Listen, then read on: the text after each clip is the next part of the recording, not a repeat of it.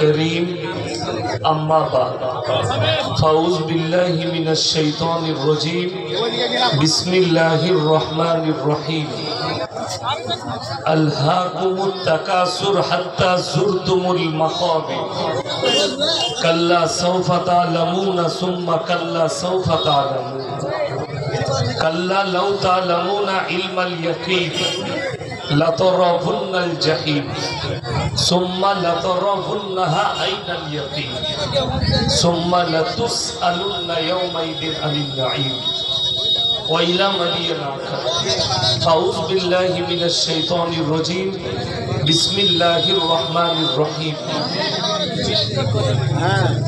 اقرأ كتابك كفى بنفسك اليوم عليك حسيبا من اهتدى فإنما يهتدي لنفسه ومن ضل فإنما يضل عليها ولا تزر وازرة وزر أخرى وما كنا معذبين حتى نبعث رسولا إلى آخر الآية خيركم من تعلم القرآن علمه كما قال عليه الصلاة والتسليم মাননীয় শ্রদ্ধেয় জ্ঞানী গুণী মানী সম্মানী আজকের এই জলসার মাননীয় সভাপতি মহাশয়, শ্রদ্ধের উলামায়ে ইকরাম এবং আমার জ্ঞানী গুণী মানী সম্মানী মাননীয় শ্রোতা মণ্ডলী, পর্দার অন্তরালে পর্দা নসিব মায়েরা এবং বোনেরা, আল্লাহর বড় দয়া কৃপা ভালোবাসা আমাদের প্রতি, গোটা বিশ্বের প্রতি। সবাই আল্লাহর শুকর আদায় করে হৃদয় থেকে বলি আলহামদুলিল্লাহ। তারপরে পরে বিশ্ব নবী জানাবে মুহাম্মাদুর রাসূলুল্লাহ, সকলে বলুন সাল্লাল্লাহু আলাইহি ওয়াসাল্লাম। তিনার প্রতি শতকোটি দরুদ বর্ষিত হোক, বলুন আমিন সুম্মা আমিন। গুটি কয়েক কথা আলোচনা করব, আল্লাহ আমাদের সকলকে আমলের তৌফিক দান করুন। ভাই এখানে কথা বলবেন না, নো ডিস্টার্ব, চুপ করে দেবেন।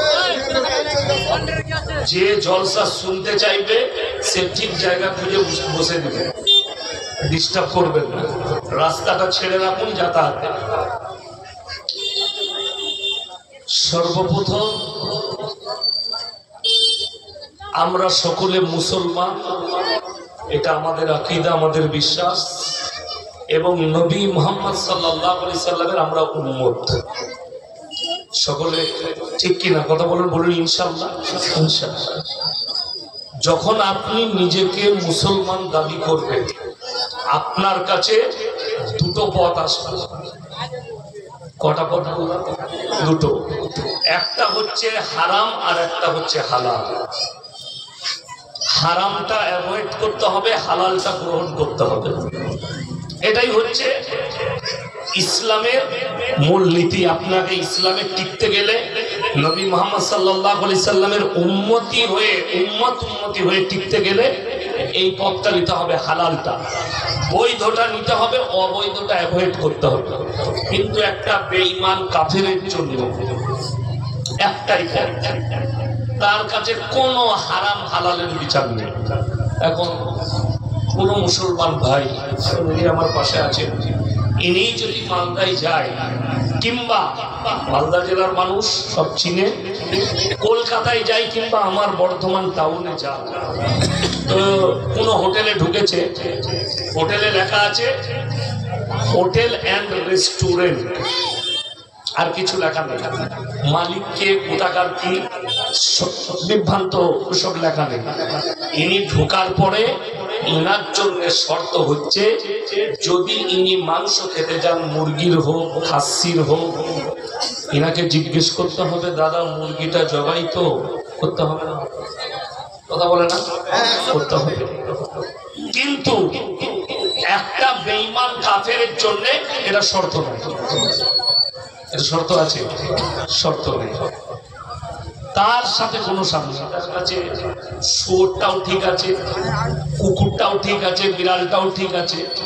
আমি ত্রিপুরায় জলসা করতে গেছি, তো 4 চাকা গাড়ি করে যখন যাচ্ছে আমি নেমেছি বেলা 1:30টায়, তো মনে হলো যে একটু যদি ভাত পেতাম, বাঙালি তো আমরা, একটু ভালো হতো।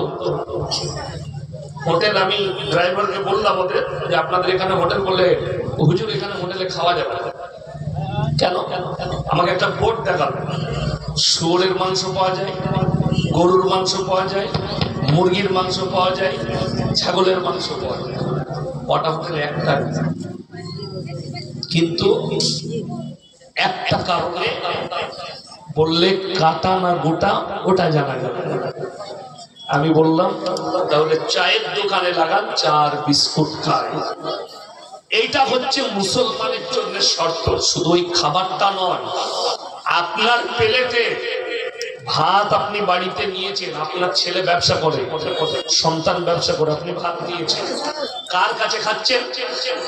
সন্তানের কামায়ে খাচ্ছেন। আপনি বুড়ো হয়ে গেছেন, সন্তান আছে, সন্তান ইনকাম করে, আপনার জন্য প্লেটে ইলিশ মাছ দিয়েছে, প্লেটে দেশি মুরগি দিয়েছে। দেশি মুরগিটা জবাই করেছে, হালাল না হালাল? কথা বলে না, কথা বলে না, হালাল। মুরগিটাও হালাল, মাছটাও হালাল, কিন্তু টাকাটা যদি সুদের হয়, অবৈধ হয়, সব গোলমাল। কথা বলতে পারলাম, বুঝাতে পারলাম? টাকা গোলমাল, অবৈধ। রাসূলের একটা মারাত্মক হাদিস শুনলেন, কোন ব্যক্তি যদি তার সন্তান পরিবারকে হারাম লুকমা তার মুখে তুলে দেয়, সেই সন্তান নেক হবে না। আমি কিন্তু এখনো বক্তব্য শুরু করি নাই, এখন আমি ময়দান তৈরি করছি। বক্তব্য আমার সবাই নিতে পারে না, খুব কড়া। লোকে আমাকে বলে, জানি না আমার ভাই আপনাদেরকে দুটো করে মানা করার পরও কেন লাগাচ্ছে? কথা বলে আসলাম, দুটো লাগাতে পাবে না। ড্রাইভারের সাথে কথা বলে, দুটো চ্যানেল আছে তোমার, একটাই, তাহলে দুটো কেন লাগালে? মঞ্জুর ভাইয়ের জন্য একটা, মঞ্জুর ভাইয়ের জন্য। না, লাগাতে পারবে না। সে কই বলেছে, বলেছে চ্যানেল আলাদা আলাদা আছে। কথা বলে আসলাম ড্রাইভারের সাথে।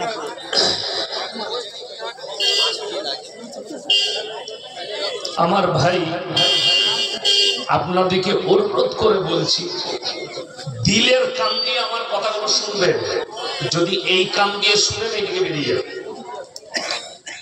এই কান দিয়ে শুনলে এদিকে বেরিয়ে যাবে। দিলে একটা কান আছে, কান আছে না নাই? দিলে কথাটা যদি দিলেতে গাঁথে আপনার, তো আর পরে বেরেনে যায়, কাজে লাগবে, মারাত্মক কাজে লাগবে। দিলে গাঁথতে হবে। একটা একটা করে বলবো। দেখুন, আজকে আপনাকে খালি একটা তথ্য দিই। আমরা সবাই খবর পেয়েছি এসআইআর চলছে আমাদের দেশে, হচ্ছে না? হয়নি এসআইআর ফর্ম মনে হয় দেওয়া হচ্ছে। আমি তো চলে এসেছি বাড়ি থেকে, আমার গিন্নি ফোনে বললো দুটো ফর্ম দিয়ে গেছে, বাড়িতে সব দিয়েছে, আমার মা সবাইকে দিয়েছে, এটা তোদের, হ্যাঁ, ভাবিদিকে ভাবিরটা দিয়েছে, সব ফর্মগুলো দিয়েছে। তো এখন অনেক মানুষ চিন্তিত। আমরা দেখলাম কেউ কেউ আত্মহত্যা করছে, মোবাইলে দেখা, কেন করেছে জানি না, বলছে এসআইআর এর জন্য আত্মহত্যা করেছে। আবার শুনছি 2002-এ হয়েছিল, আমরা কিছুই জানতে পারি না। জানতে পেরেছিলাম? আমি তো জানতাম না, আমি তখন গুজরাটে পড়াশোনা করি, আমরা কেউ বুঝতে পারি নাই 2002-এ এসআইআর হয়েছিল। তাইলে এখন বোঝা যাচ্ছে কেন? তার কারণ কি জানেন? একটা ছোট্ট উদাহরণ দেবো। ছোটবেলায় যখন বিয়ে বাড়িতে খেতে যেতাম, তখন বাচ্চা ছিল, তখন দেখবেন এইসব ক্যাটার সিস্টেম ছিল না, এখন ক্যাটার উঠেছে, বড় লোকরা বার করেছে ক্যাটার, খাওয়া দাওয়া ক্যাটাররা খাওয়াবে। আবার এখন বুকি সিস্টেম হয়েছে, তার মানে এই মাল রাখা আছে, তুমি নিজের হাতে খাও, তুলে নিয়ে দাঁড়িয়ে কুকুরের মতো ঘুরে ঘুরে খাও। এরা যারা আরো একটু বড় লোক, তাদের স্ট্যান্ডার্ড। আমি কারো মায়ের বইয়ে কথা বলি, এগুলো সব নবী সুন্নাতের খেলাফ। এক যুগ ছিল গ্রামের মানুষ খানা খাওয়াতো। আমার মনে পড়ে ছোটবেলায় খেতে গেছি, অনেক ছোট ছেলে একসাথে খাচ্ছি, আর যারা খাবার মাংস দিত টেবিলে পেলে চামচটাই মাংসটা ধরে বলতো, দেখ দেবো, দিলে দি, আর একটু, এক হাতে চর, এক হাতে চামচ। ভয়ে বলতাম লবণ, ভয়ে বলতাম, তার এক হাতে চর আছে, আর আমরা ভয় করতাম বাপ দাদার দিকে। আপনারা কি মনে করছেন বলছেন এখনকার ছেলেরা ভয় করে? অসম্ভব। আমি একটা জলসায় বলেছি, এনারা যখন আমরা যখন ছোট ছিলাম, এনারা যখন ছোট ছিলেন, রাস্তায় চায়ের দোকানে বাপ চাচারা বসে থাকলে সেই রাস্তা দিয়ে ভয়ে বেরোত না, অন্য রাস্তা দিয়ে যেত। আর এখন চাচা বসে আছে, চাচা আগুন খান দাও তো একটু, বিড়িটা ধরিয়ে নি। চাচা দেখলে ভাইপো আমার সম্মান রাখেনি, বলে ভাইপো বিড়ি তো আমার কাছে নাই, আগুনটা আছে আমাকে একখান দে। মানে ও বিড়ি খোর। এইটা হচ্ছে কেন? শিক্ষা বেড়েছে না কমেছে? প্রতিষ্ঠান কথা বলে কে? বলে শিক্ষা প্রতিষ্ঠান কমেছে? শিক্ষা প্রতিষ্ঠান বেড়েছে। মাদ্রাসা গ্রামে গ্রামে, কলেজ ইউনিভার্সিটি, ভালো ভালো মিশন, গাদা শিক্ষা বেড়েছে। কিন্তু আমি চ্যালেঞ্জ ছুড়ে বলছি, কিয়ামতের আলামত শিক্ষা প্রতিষ্ঠান বেড়েছে, আদর্শ কিন্তু শেষ হয়ে গেছে। বড়দিকে সম্মান নেই, ছোটকে স্নেহ নেই। বড়কে সম্মান নেই, ছোটকে স্নেহ। বীরভূম ডিস্ট্রিক্টের খবর দেখছিলাম মোবাইলে, কারো ছাগলে ধান খেয়েছে, তো ছাগল আমার জমিতে ধান খেলো কেন? এটাকে কেন্দ্র করে মুসলমানকে মেরেছে। 6 থেকে 7 জন আহত, সিউড়ি হসপিটালে ভর্তি আছে। গ্রামে কারকুজারি হয়েছে। হিন্দু মুসলমান নয়, মুসলিম পরিবার। এটা কিয়ামতের আলামত, লিখে নিয়ে যাবে। চলুন, আমি যেটা বোঝাতে চাইছি, এই এসআইআর নিয়ে একজন চামচ ধরে আছে, দুবনিকি দেখ, অসুবিধা নাই, আমি আছি। আর একজন বলছে দেখ দুই, বল দুবনিকি। আপনাকে ভয় খাওয়াচ্ছে, দেশ থেকে চলে যেতে হবে। আপনি সেই ভয়ে সকাল থেকে কাগজ নিয়ে ছুটে বেড়াচ্ছেন। আমার বাপের নামটা কোথায় আছে? আমার দাদুর নাম কোথায়? দাদুর দলিল কোথায় আছে? কিন্তু আশ্চর্যের বিষয়, কোন একজন বান্দা, কোন একজন মুমিন ব্যক্তি, আমরা কোনদিন বুকে হাত দিয়ে বলুন, আমি থেকে আপনি থেকে শুরু করে ফজরের পরে কিংবা রাত্রে ঘুমিয়ে যখন ফজরে ঘুমটা ভাঙলো, পিয়াস লেগে যে একটু পানি পান করবে, উজু করতে বসেছে, একবার বুকে হাত দিয়ে ভেবেছে যে আমি যদি আজকে মারা যেতাম ঘুমের অবস্থায়, আমাকে কবরে শোয়ানো হতো, কবরের সওয়াল আর জবাবটা আমার কেমন হবে? কবরের আমার এসআইআর এর কাগজটা আমি কি করে দেবো? এখন আপনি ভারতের নাগরিক নন, 1 মিনিটের লেগে মেনে নিলাম। আপনাকে বলা হলো তুমি বাংলাদেশে চলে যাও, বর্ডার পার করে দিবে। আপনি ভিক্ষা করে খেতে পারবেন না? পারবেন না? কথা বলেন না। যে ভিক্ষা করে সে খেতে পায় না? পায় না? খেতে পারে। একটা পাগল, তাকে আল্লাহ রুজি দেয়। সকলে রুজির মালিক কে? আল্লাহ। আর রুজির মালিক যদি আপনি দেশের প্রধানমন্ত্রীকে মনে করেন, মুখ্যমন্ত্রীকে মনে করেন, কোন নেতাকে মনে করেন, আল্লাহর কসম আপনার ঈমান দুর্বল। রুজির মালিক কেউ নয়। যারা এখানে বসে আছেন, তোমার সন্তান তোমার বাড়িতে খায়, তোমার বিবি খায়, কেউ আপনার ইনকামে খায় না, তারা নিজেদের মাপা রুজিতে খায়। যদি পয়সা, সম্পদ, মাল আপনার হতো, দেশের যতগুলো লোক মারা গেছে সব গুটি পাটি টাকাগুলো কবরেই নিয়ে যেত। কেউ নিয়ে গেছে? আমি ইয়াসিন বক্তব্য দিচ্ছি, আমার মৃত্যু হয়ে গেলে আমার সাথে আমার ঘড়ি, আমার যা কিছু আছে বাড়িতে যাবে। আমার সব কিছুর মালিক আমার পরিবার, আমার জামা জুতোর মালিক পরিবার, খালি আমার ন্যাংটো শরীরটা আমার, যেটা একটা সাদা কাপড় নামক কাপড় লেপটিয়ে কবরে শোয়ানো হবে। তাছাড়া কিছুই যাবে না। আর কি? নেক আমল। কোরআন শোনায় এরপরে, মান আমিলা সালিহান ফালিনাফসি ওয়া মান আসাআ ফাআলাইহা। যে বা যাহারা ভালো কাজ করবে আল্লাহ তাদেরকে পুরস্কৃত করবেন, যে বা যাহারা খারাপ কাজ করবে আল্লাহ তাদেরকে তিরস্কৃত করবেন। এটা কোরআন। মান আমিলা সালিহান ফালিনাফসি ওয়া মান আসাআ ফাআলাইহা। সবাই ভালো কাজ করব বলুন ইনশাআল্লাহ। তবে আপনার মঙ্গল।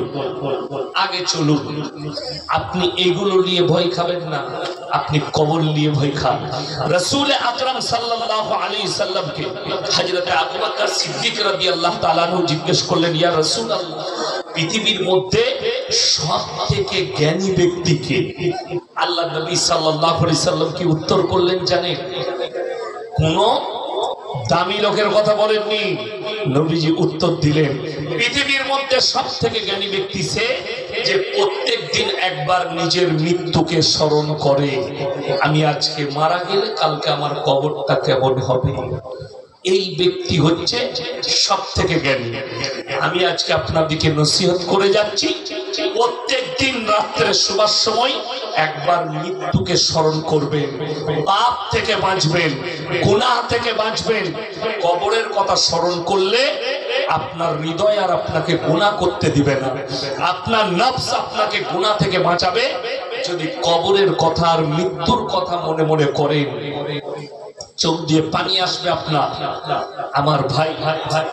এরপরে আমি মূল বক্তব্যে যাচ্ছি। এই ভারতে আমরা 30 কোটি মুসলমান আছি, 30 কোটি মুসলমান। এই 30 কোটি মুসলমানের ভেতরে 10 কোটি মুসলমান আছে কিনা সন্দেহ আছে। আপনাদের অবাক লাগবে, এই থানাটা মনে হয় শামসির চাচল থানা। যাই হোক, এই চাচল থানাতে আমি প্রমাণ দিয়ে যাব যে নাম মুসলমান আছে। আব্দুর রহমান, আব্দুল জব্বার, আব্দুল সত্তার, ইব্রাহিম, অমুক আর তমুক নাম রাখলে মুসলমান হওয়া যায় না। নামের মুসলমান আপনাকে দেখিয়ে দেবো, আপনি অবাক তথ্যের।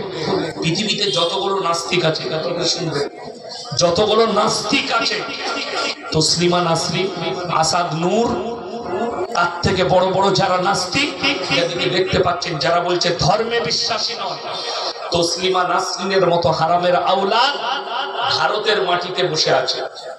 জিজ্ঞেস করুন, তুমি তো নিজেকে নাস্তিক বলছো, নাস্তিক মানে ধর্ম মানে না, তাহলে তুমি যখন ধর্ম মানো না, তুমি খালি কোরআনকে আর ইসলামকে, মুহাম্মদ সাল্লাল্লাহু আলাইহি ওয়াসাল্লামকে টার্গেট করছো।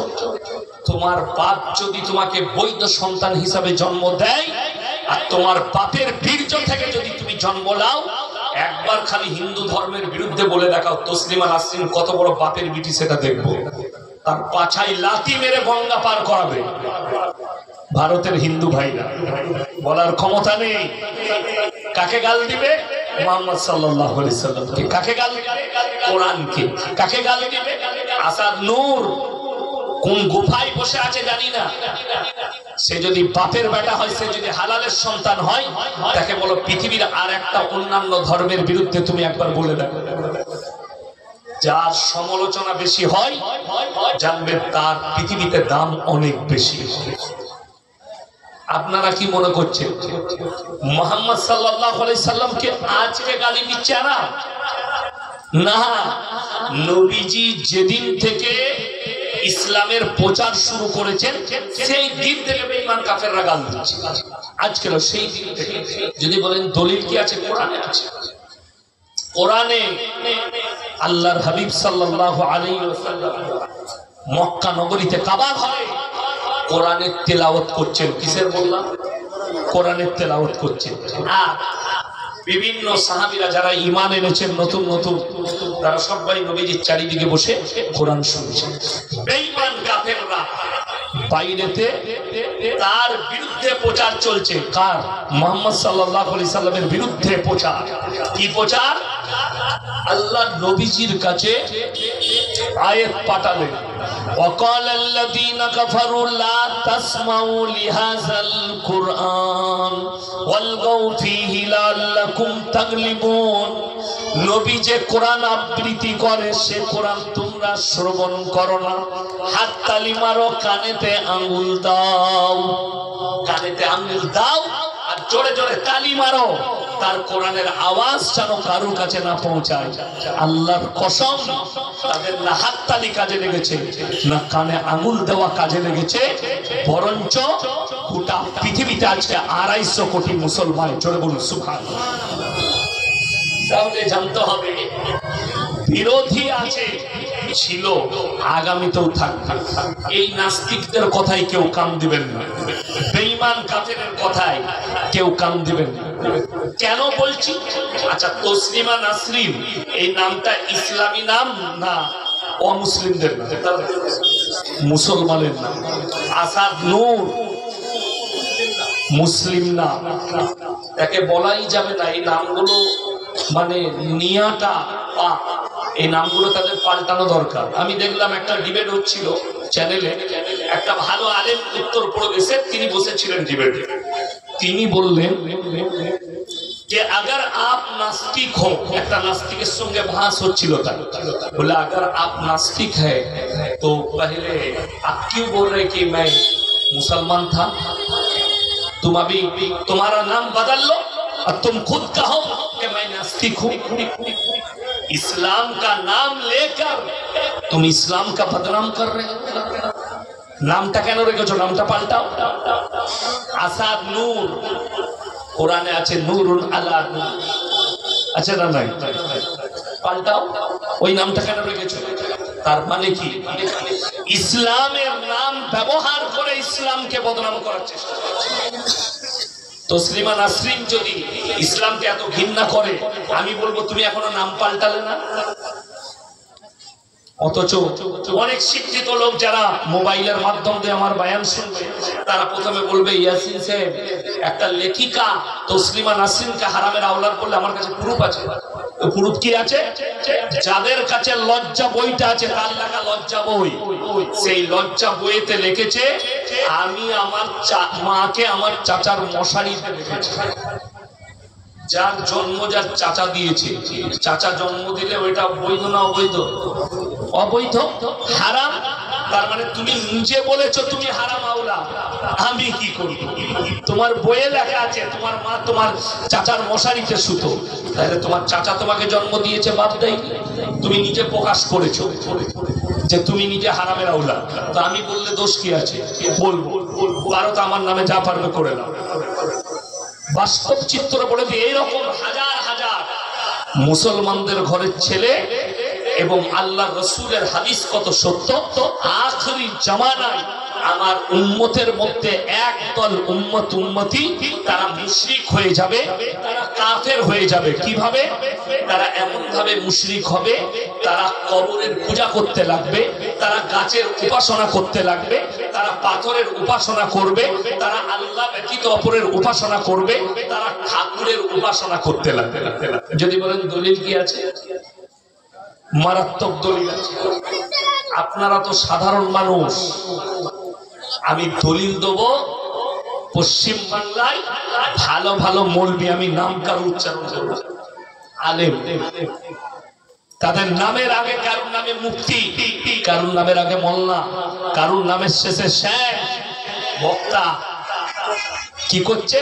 কেউ গানের স্টেজে, কেউ কি দেখলাম বীরভূমে একটা মৌলবীকে দেখলাম নামের আগে মুফতি আছে, তিনি গেছেন দীপাবলির উৎসবে, গিয়ে বলছে আপনারা মায়ের আশীর্বাদ নেবেন, মায়ের আশীর্বাদে ভালো থাকবে। এ বলছে এই মৌলবীর ভাষা, আমার কাছে রেকর্ডিং আছে, বিনা প্রুফে আমি কথা বলিনি। বড় কষ্টের বিষয় যে এক শ্রেণীর আলেমের দ্বারাই জাহান্নামকে আল্লাহ উদ্বোধন করবে, এবং আমার এক শ্রেণীর উম্মতি তারা মুশরিক হয়ে যাবে। আজকে দেখুন কত সুন্দর ভাষা একটা আপনার জন্য বার করা হয়েছে, ধর্ম যার যার উৎসব সবার। এই ভাষাটা যদি গোটা চাঁচল থানা নয়, মালদা ডিস্ট্রিক্টের কোন বাপের বেটা মৌলবি, কোন মুফতি, কোন মুহাদ্দিস কেউ যদি বলে দিতে পারে এটা শরীয়তি ভাষা, আমি জুতোর মালা পরে বাড়ি যাব, বর্ধমান যাবো, এখান থেকে নিয়ে আসুন, আমি 2 ঘন্টা স্টেজে আছি। যদি কোনো বাপের বেটা মৌলবি থাকে না, ধর্ম যার যার উৎসব সবার, তার কান ধরে তাকে আমি বলবো, যতগুলো অমুসলিম ভাই আছে যাদের জন্য তুমি বলছো ধর্ম যার যার উৎসব সবার, আমি কুরবানির দিনে দাউদ দু একটা ষাঁড় জবাই করবো, নিয়ে এসো তাদেরকে। সবারই জন্য উৎসব তো বলা যাবে? দাওয়াত দিলে তুমি অন্যায় করবে, তার জন্য আমাদেরকে থানাতে ডাকা হয় ইমাম দিকে। স্যার আপনারা মেসেজ দিবেন ঈদগায়, আপনারা মেসেজ দিবেন জুম্মায় খুতবা দিবেন, কি বলে? যে তোমরা যখন পশুটা জবাহ করবে তখন তোমরা একটু আড়াল করে করবে। ইসলাম কেউ কি কষ্ট দিতে শিখাই না, ইসলাম কেউ কি আঘাত দিতে শিখাই না। এটা তো আমরা বক্তব্যে বলি। আজকে আমি আবার বলে যাচ্ছি আপনাদেরকে, আল্লাহর রাসূলের স্পষ্ট হাদিস, তোমরা মুমিন হতে পারবে না ততক্ষণ পর্যন্ত তোমার কাছ থেকে তোমার প্রতিবেশী সুরক্ষিত নয়। আল্লাহ রাসূল বললে তুমি দেখো না তোমার বাড়ির পাশে কে আছে, সে দলিত হোক, আদিবাসী হোক, হিন্দু হোক, খ্রিস্টান হোক, ক্ষুধার্ত হলে খাবার দাও, বস্ত্রহীন হলে বস্ত্র দাও, বিপদে পড়লে পাশে দাঁড়াও। বলুন সুবহানাল্লাহ। আচ্ছা, এর থেকে বড় সম্প্রীতি আর কিছু হতে পারে? কথা বলে না। তার মানে এটা নয় নবীজির একটা হাদিস তো দূরের কথা, একটা জাল হাদিসের দলিল কোন বাপের বেটা মৌলবি দিতে পারবে না যে নবীজি বলেছেন যে তোমরা তাদের উৎসবে যাবে, তোমার উৎসবে তারা আসবে, এরকম একটাও হাদিস নয়।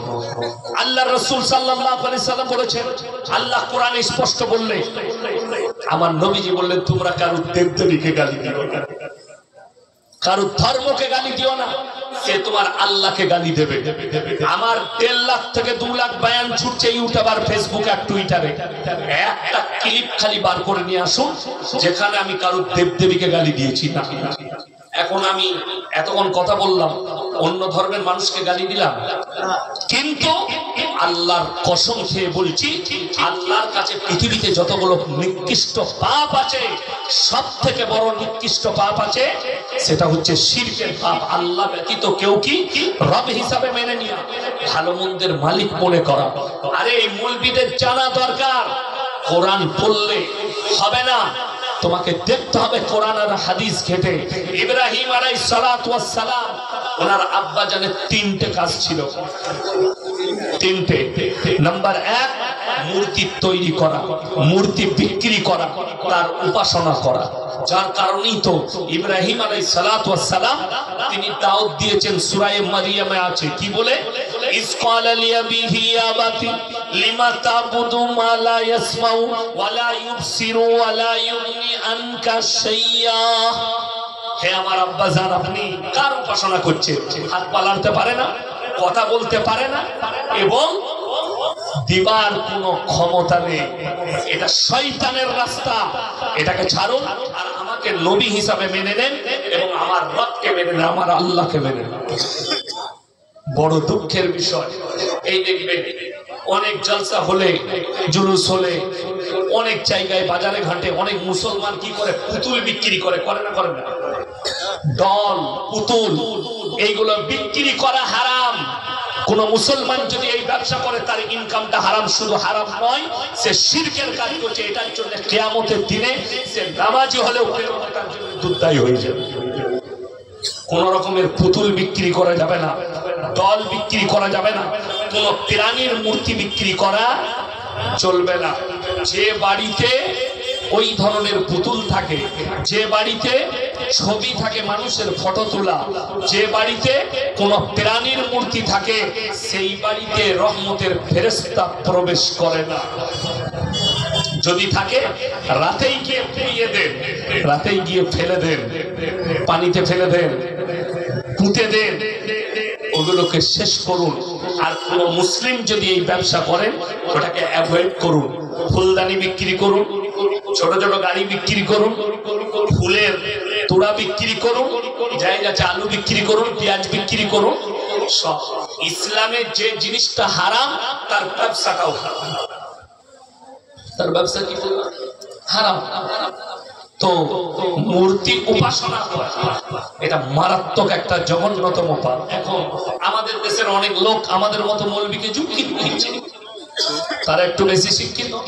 আরে মৌলভী সাহেব, আরে হুজুর, আমরা তো পুজো করতে যাইনি, আমরা একটু মেলা দেখতে গিয়েছিলাম, একটু বউকে নিয়ে চাচলে গিয়ে ঠাকুরটা দেখে নিয়ে, এতে কি পাপ হয়ে গেল? এতে কি জাহান্নামে যাবো? তার মারাত্মক দলিল দিচ্ছি। এই গ্রামে ধরেলেন একটা বাড়িতে রাত্রিতে ডাকাতি হচ্ছে, গোটা গ্রামের মানুষ ঘুমাচ্ছেন, একটা বাড়িতে ডাকাত পড়েছে, ডাকাত ঢুকেছে, তাদের মাথায় বন্দুক ঠেকি দিয়ে বাড়ির সব লুটপাট চলছে। একজন ব্যক্তি প্রস্রাব করতে উঠেছে, সে উঠে গাছতলায় পেশাব করতে গিয়ে দেখলে আল্লাহ এর বাড়িতে তো ছিনতাই হচ্ছে মারাত্মক ভাবে। সে চুপচাপ বসে সবকিছু দেখলো, সব উঠে নিয়ে যখন গ্রাম থেকে গাড়ি নিয়ে পালিয়ে গেল, তারপরে এলো কে? প্রশাসন বাবুরা এলো চাঁচল থানা থেকে। এসে বড় বাবু বলছে গ্রামের লোক জেগে গেছে, এই তোমাদের মধ্যে কে কে দেখেছো? একজন সেই ব্যক্তি বলছে স্যার আমি প্রথম থেকে শেষ পর্যন্ত দেখেছি। কাকে বেশি মারবে? তাকেই মারবে, মালটাকে তুলে নিয়ে চল, ধরা পড়ে যাবে সব। এই যখন প্রথম থেকে শেষ পর্যন্ত দেখেছে। আমার বন্ধুগণ, আমার ভাই, মাথায় রাখবেন, আপনি যদি বলেন আমি তো ঠাকুরটা দেখতে গিয়েছিলাম সন্তানকে নিয়ে, বউকে নিয়ে, আমি তো মেলা দেখতে গিয়েছিলাম, সেখানে জেনে রেখে দিবেন কোরআনে আছে, যদি তোমরা দেখো কোনো জায়গায় আল্লাহ বিরোধী কাজ হচ্ছে, রসুল বিরোধী কাজ হচ্ছে, শরীয়ত বিরোধী কাজ হচ্ছে, শক্তি থাকলে হাতের দ্বারা রুখে দাও, যদি তা না হয় জবানের দ্বারা রুখে দাও, যদি সেটাও না পারো সেই জায়গা থেকে ঘৃণা করে ইস্তেগফার পড়ে সরে চলে আসতে হবে। এরপর আপনি বলুন এই পাপটা নিকৃষ্ট পাপ, আর আপনি যদি ওই পাপের জায়গায় যান আর সেখানে মজা লুটতে যান, আপনার জবাব আপনি আল্লাহর কাছে দেবেন। আমি ইয়াসিন আমার জবাব দেবো, আল্লাহ আমাকে দায়ী করেছেন, আমি তাই আপনাকে দাওয়াত দিয়ে গেলাম, আপনাকে বাঁচার পথটা বলে গেলাম, মানার দায়িত্ব আপনার। জেনে রেখে দিবেন, না কোনো মৌলবি আপনাকে জান্নাতে নিয়ে যাবে, না আপনার পরিবার, না আপনার সন্তান, না আপনার বাপ, না আপনার হাজী সাহেব, না কোনো পীর, না কোনো মৌলবি, কেউ আপনাকে জান্নাতে নিয়ে যাবে না। আজকে তো বড় দুঃখের বিষয়, আমি শুনিয়ে দিই, ইমানদারির সঙ্গে বলুন, খালি মুসলমানদের ইমানগুলো কিভাবে ধ্বংস হয়েছে শুনে নেন। ইমানদারির সঙ্গে বলবে, ইসলামী শরীয়তে সুদ খাওয়া হারাম না হালাল? হারাম। এত সুন্দর ভাবে বললেন, তাহলে আশা করি এই চাঁচল থালায় মুসলমানরা কেউ সুদ খায় না। বড় কষ্ট লাগে, দুঃখ লাগে।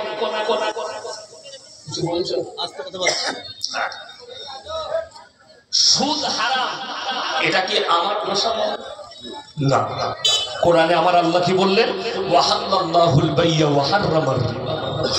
ব্যবসাকে হালাল করেছি আর সুদকে হারাম করেছি। যে ব্যক্তি হারাম জানার পরে সুদ খেলো, সে যেন আল্লাহর সঙ্গে যুদ্ধ ঘোষণা করে দিল। আপনি বলুন তো, যে লোক আল্লাহর সঙ্গে যুদ্ধ ঘোষণা করবে, এই লোক আর মুমিন থাকতে পারে? নাম্বার 1 গেল। এরপরে রাসূল সাল্লাল্লাহু আলাইহি সাল্লাম হাদিস বর্ণনা করলেন সাহাবীদেরকে, এটা কোরআন রাসূলের হাদিস। কোন ব্যক্তি যদি 1 টাকা সুদ খায়, নিজের মায়ের সঙ্গে 36 বার জিনা করার সমান পাপ করবে। নাউজুবিল্লাহ বলে, নাউজুবিল্লাহ। এখন বর্তমান আমাদের দেশে লাখ লাখ মুসলমান, তারা হারাম জানার পরও সুদ খাচ্ছে। ঠিক বললাম না ভুল বললাম? প্রকাশ্যে কোনো ব্যাপারই নেই। তার পরিবার, আমার মায়েরা, বোনরা যারা শুনছেন, তুমি যদি জানো যে তোমার স্বামী সুদ খায়, তার পায়ে একটু হাত বুলিয়ে তেল দিয়ে, মাথায় হাত বুলিয়ে, গালে একটু স্বামীর চুমু খেয়ে বলবে যে হে আমার স্বামী, ভালো মন্দ লাগবে না, তুমি শাক আর ডাল আর ভাত দাও প্রত্যেক দিন খেতে, কিন্তু খাবারটা হালাল দাও, এই ব্যবসা ছেড়ে দাও, যেটার দ্বারা তোমার সন্তান নেক হবে না আর আমাদের শরীরের রক্তটা হারাম তৈরি হবে। আমার বন্ধুগণ, 2 নম্বর ইমানদারির সঙ্গে বলবেন, মদ খাওয়া ইসলামে হারাম না হালাল? হারাম। আমি আপনাকে চাঁচল থানায় দেখিয়ে দেবো, মুসলমান মদ পান করছে, মদ বিক্রিও করছে মুসলমান। যদি আপনার মনে না হয়, আপনি হাই রোডে চাপুন আমার সঙ্গে, কদুবাড়ি মোড়ে, যেদিকে যাবেন, দিনাজপুরের দিকে, কিষানগঞ্জের দিকে, কিংবা আপনি চলুন, যাবেন কোথায়? বলে আমি কলকাতার দিকে যাব, আমি দেখিয়ে দেবো মুসলমানদের ছেলে হোটেল করেছে, মদ বিক্রিও করছে, মদ পান করছে। আমি যখন রাস্তায় আসছি, বহরমপুর পার করে পলসনটা পেরিয়ে একটা বড় ধাবা পড়ে, পাপ্পুদা ধাবা। আমি মাঝে মাঝে চা খাই, আসার সময় আজকেও ভেজ ফিঙ্কার বললো আমার ড্রাইভার, ভেজ ফিঙ্কার আর একটু কফি খেলাম। তো আমি খাটে বসে খাচ্ছি বাইরে, হাওয়া খেয়ে, বিশ্বাস করুন, পাশের খাটেতে দুটো, জানি না মুসলিম না অমুসলিম, যাই হোক, তারা সিগারেটটা ধরাতে গেল, মালিকের লোক এসে বললে এই এখানে স্মোকিং অ্যালাউ নেই, চলো বাইরে যাও, এখান থেকে উঠে যাও। তাদেরকে উঠিয়ে দিল। তাদের কাছে বোর্ড লাগানো আছে নো স্মোকিং। কেন? তারা পাঞ্জাবি হিন্দু, তার কাছে বোর্ড লাগানো আছে মদ পান করা নিষেধ, তার কাছে বোর্ড লাগানো আছে মদ বিক্রি নিষেধ। বোর্ডটা তার লেখা নয়, প্রশাসনিক পাস করানো বোর্ড লাগিয়েছে। আমি জিজ্ঞেস করেছিলাম, দাদা আপনার হোটেলে ঢুকে এটা খুব ভালো লেগেছে আমার। কি বলেছে জানেন উত্তর? স্যার আমি যেখানে ব্যবসা করছি 80% মুসলিম, আর আমার 80% কাস্টমার মুসলিম, আর আমি জানি আপনাদের ধর্মে মদ স্পর্শ করা হারাম। ভেবে দেখুন, সে অমুসলিম, সে আপনার ধর্মকে কতটা রেসপেক্ট করছে যে না আমি যেখানে ব্যবসা করছি আমার কাস্টমার মুসলিম বেশি আছে, আমার মদের ব্যবসা করা যাবে না। অথচ তার হোটেল থেকে 10 কিলোমিটারের মাথায় আমি হোটেল দেখাবো মুসলিমদের, হারামখোর মদ পান করে, মদ বিক্রিও করছে। আপনি ভেবে দেখুন, এ মুসলমান? ইমানদারির সঙ্গে বলুন, লটারির টিকিট ইসলামী শরীয়তে হারাম না হালাল? হারাম। কদুবাড়ি মোড়ে চলুন, শানসিতে চলুন, চাচল বাজারে চলুন, হরিশ্চন্দ্রপুর বাজারে চলুন, মালদা সুজাপুরে চলুন, কালিয়াচকে চলুন, যেখানে যাবেন আমি দেখিয়ে দেবো মুসলমান ছেলে কাউন্টার করে লটারি বেচছে, মুসলমান লটারি কাটছে। ঠিক বললাম না ভুল বললাম? বাস্তব। এরপর যদি বলেন মৌলী সাহেবেরা ছাড়ছে না কেন, তার জন্য কেন ছাড়ছে না তার একটা মারাত্মক দিক আছে। আমাদের দেশে এই পাপগুলো না ছাড়ার দুটো রাস্তা। কেন ছাড়ছে না? তার দুটো লাইন। এক নম্বর হচ্ছে এই যে জলসা হচ্ছে, জলসা হচ্ছে না হয়নি? আমার আগের বক্তা আদায় করছিলেন, তার আগের বক্তা আদায় করেছে। আমি কিন্তু আদায়কারী বক্তা নয়, আমি কোরআন হাদিস বলি, চাইলে একটু বলি যে দাও বাবা, বাস হয়ে যাবে। এখন এই মজমায় আপনারা আমার সব দিনী ভাই, ইমানদার ভাই। আমি তো আর চিনি না কে কি ব্যবসা করে, চিনি? আমার আগের বক্তা চিনতেন? জানেন না। এখন এই মধ্যখানে সুদখোর ঢুকে আছে, সে দেখলে হুজুর টাকা দিচ্ছে আর জান্নাতে ঘুরছে, তাহলে ভালো জান্নাত পাওয়া যাবে। ও এসে এখন 2000 টাকা দিল বক্তার হাতে। বক্তা সাহেব আহারে বান্দানে গোদাই বসে ছিল, আর ছিল কিনা ছিল 2000 দিল, দিয়ে জান্নাতে ঢুকিয়ে দিল। সে দেখলে এর থেকে ভালো জান্নাত আর কোথাও না। কথা বুঝতে পেরেছেন না? পারেন? মৌলী সাহেব তো জান্নাতে ভরিয়ে দিল, আমাকে টাকা দিলাম। তুমি মৌলী সাহেবকে বলেছো টাকাটা আমার সুদের? তুমি মৌলী সাহেবকে বলেছো সব হারাম টাকা আমার? তোমাকে কে বলেছে দিতে?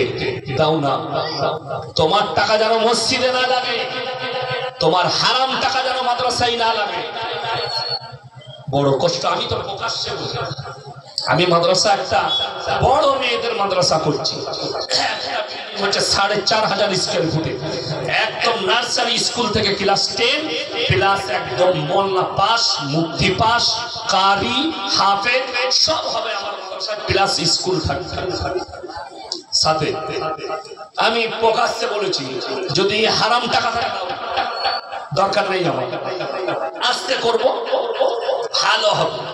তাহলে তোমার সুদের টাকা তুমি যদি লুকিয়ে দাও, আমার বিল্ডিংটা ফেটে যাবে। দাও। সুদ এত খারাপ, এত ডেঞ্জার। মদের ব্যবসা মুসলমান। আর একটা জান্নাতে যাওয়ার রাস্তা আমাদের দেশে অনেক গ্রামে আছে, অনেক এলাকায় আছে, আমার বর্ধমান জেলায় আছে, মুর্শিদাবাদে আছে, মালদাতেও আছে। মানুষ মারা গেলে হুজুররা দেখে হুজুর দিকে মিলাদ পড়ানো হয়, হুজুর দোয়া করে দিলে জান্নাত রেডি। আমি আমারই কথা বলি, আমি কারো কথা বলবো না। আমার বর্তমানে বাড়ি, আপনার এলাকার একটা লোক মারা গেছে, বলে ইয়াসিন ভাই ভালো বক্তা, দাওয়াত দিয়ে দে। আমাকে দাওয়াত দিল, দেশি মুরগি দিয়ে ভাত খেয়ে দিয়ে স্টেজে চাপলাম। কি বলে আমাকে 10,000 টাকা দিবে, দিয়ে বললে, আমি বললাম ভাই কাল থেকে দোয়া হবে। বলছে হুজুর মারা গেছে, অ্যাক্সিডেন্ট হয়ে দোয়া করে দেবে। আমি বললাম আলহামদুলিল্লাহ, দোয়া করতে হবে। আমি বললাম আল্লাহ শহীদের মর্তবা দাও, জান্নাতুল ফিরদাউস দান কর। দোয়া হয়ে গেল, চলে আসছি, টাকা পড়ে দিয়েছে। গ্রামের একজন নামাজি ভদ্র লোক, তিনি আমাকে বললেন, হুজুর কানে কানে কথা আছে, আসুন ভাই বলুন।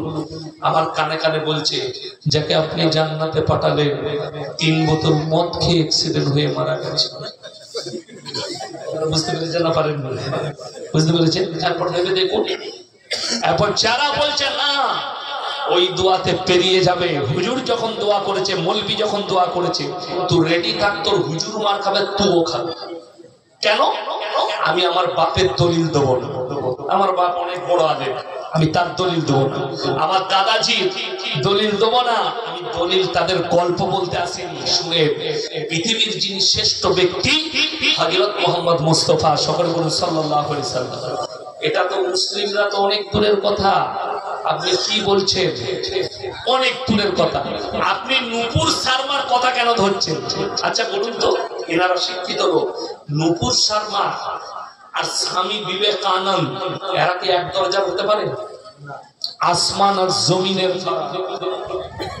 স্বামী বিবেকানন্দের পিশাবের যোগ্য হবে না তসলিমা নাসরিন আর নূপুর শর্মা। এটা বললাম, স্বামী বিবেকানন্দের মতো লোক আমেরিকার শিকাগো শহরে দাঁড়িয়ে বলেছিল, পৃথিবীর যদি কেউ মহামানব থাকে তিনি হচ্ছেন হযরত মুহাম্মদ মুস্তাফা সাল্লাল্লাহু আলাইহি ওয়াসাল্লাম। জোরে বলুন সুবহানাল্লাহ। এরপর আর কাল লিখছেন, আমি 1 সপ্তাহ আগে একটা ডিবেট দেখছিলাম উত্তরপ্রদেশের চ্যানেলের, একটা বড় চ্যানেল, চ্যানেলটার নাম নেব না, তাহলে আপনারা দেখবেন তার একটু ভাও বেড়ে যাবে। গৌরব ভাটিয়া বলে একটা নেতা, সে হচ্ছে আখিলেশ যাদবের দলের, তো সে ডিবেট আছে, তো ইসলামের একজন বদনাম করছিল, তো সে একটা কথা বললো যে अगर पूरे दुनिया में मैं किसी को सबसे बड़ा गुरु मानता हूँ और सबसे कीमती वाला इंसान और सबसे अहम इंसान है तो वो है हजरत मोहम्मद मुस्तफा सल्लल्लाहु अलैहि वसल्लम। এটা আমরা বলি, একটা হিন্দু ভাই বলছে, বলে क्यों? बोले अगर उनके राह पर पूरे दुनिया के लोग चलने लगे तो भूखा और भूखा नहीं रहेंगे, गरीब और गरीब नहीं रहेंगे, दलित और दलित नहीं रहेंगे। আপনাদেরকে একটা মারাত্মক তথ্য দিয়ে যাচ্ছি, আপনার কোন অমুসলিম বন্ধু থাকলে শোনাবে।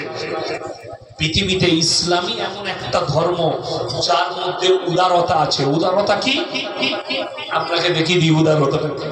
উদারতা হচ্ছে এক্ষুনি যদি আমার কোন দলিত ভাই, কোন হিন্দু ভাই, কোন অমুসলিম ভাই এক্ষুনি যদি স্টেজে আমার কাছে কালমা পড়ে নেয়, ফজরের নামাজটা মসজিদে ফার্স্ট কাতারে পড়তে পাবে, কেউ বলবে না পেছনে চলে যায়। ঠিক বললাম না ভুল বললাম? একমাত্র এটা ইসলাম। বাকি আপনি যতগুলো ধর্মে যাবেন আপনাকে তো ধরে তো নিবে, স্থান দিবে না। আরে ইসলাম এত সুন্দর, আমাদের এই স্টেজে, জলসার স্টেজে কতগুলো মুসলিম বক্তা বক্তব্য দিচ্ছে। আমাদের রাহুল বিরাদার ভাই যে আছে, তার পরিবার কি ছিল? হিন্দু ছিল। আজকে আমরা তাকে স্টেজে জায়গা দিয়েছি না দিইনি? আল্লাহর কসম এটা ইসলাম, বাকি পৃথিবীর কেউ দিতে পারবে না। উত্তরপ্রদেশের একজন নেমো খারাম ওয়াসিম রিজভি आज থেকে 4 বছর আগে বললে, मैंने अपना धर्म को बदल लिया, सनातन धर्म को अपना लिया। अभी तो बेचारा ना घट का ना घर का धोबी का कुत्ता बन गया। এখনো পর্যন্ত তাকে কোনো মন্দিরে পূজারি করেছে? পূজারি তো দূরের কথা, তাকে খেতে পর্যন্ত নিবে না। আমি দক্ষিণ 24 পরগনায় এক জায়গায় জলসা করতে গেলাম, তো আমি ঢোকার পরে সেখানে একজন বক্তা আছে, পাপ্পু যাদব, বিহারে বাড়ি, এখন 24 পরগনায় আছে, মুসলিম বক্তা, সেই গ্রামে বাড়ি। আমাকে বলে, হুজুর আমার বাড়িতে খানার ব্যবস্থা করেছি, খাবেন? আমরা খাবো না মানে? তুমি আমার ইমানি ভাই, দিনী ভাই, তোমার বাড়িতে খাবো। তো তার বাড়িতে আমি খানা খেলাম। সেই সময় আমার কাছে একটা ফোন এলো, বললে হুজুর সাহেব আমি অমুক ব্যক্তি, নাম বলবো না, কিন্তু অমুসলিম ভাই, অমুক কলেজে পড়াশোনা করি, অমুক ইউনিভার্সিটিতে আমি এখন এই পড়াশোনা করছি, আমি কিন্তু 4 বছর ধরে আপনার বক্তব্য শুনতে শুনতে আমি ইসলাম কবুল করে নিয়েছি। কেউ জানে না, আমি আমার জীবনের শখ ছিল যে এই বক্তার সঙ্গে দেখা করব। আমি পোস্টার দেখেছি, পোস্টারে আপনার নাম দেখেছি, নাম দেখার পরে আমি ছুটে এসেছি। আমি বললাম ডেকে নিয়ে এসো তাকে, অমুক ব্যক্তি দাঁড়িয়ে আছে এই কালারের জামাতে, নিয়ে এলো। আমি খানা খেতে বসেছি, আমার খাবে, আমার দস্তরখানে বসো, বসলো। আমি বললাম তোমার পছন্দ মতো খাও, কি আছে, চিকেন আছে, মাটন আছে, বিফ আছে, মাছ আছে, আমি পছন্দ মতো খাও। সে বললে হুজুর আমি সব খাই। খা, তোমার যেটা ইচ্ছা যাবে, চামচ আছে তুলে খাও। সে তুলে খেলো। পানির প্রয়োজন, 1 গ্লাস পানি ঢালা হলো, সেই পানিতে সে 3 কুল্লি পানি পান করলো। আমার প্রয়োজন, আমি ওই গ্লাসটা ধরে পান করলাম। সে বললে হুজুর সাহেব আপনি আমার এতটা খেলেন। আমি বললাম এক মুমিন আর এক মুমিনের ভাই ভাই, যারা হালাল খাবার খায়, যারা ইমানদার, তাদের এতটা মুমিনের জন্য হারাম নয়। একমাত্র যারা নেশা করে তাদের এটো খাওয়া হারাম। কথাটা বুঝতে পারেন? তাদের এটো খাওয়া কি হারাম। ওই জন্য তুমি তো আমার মুমিন ভাই, তোমার এটো খাবো না কেন? সে কি বললো জানেন?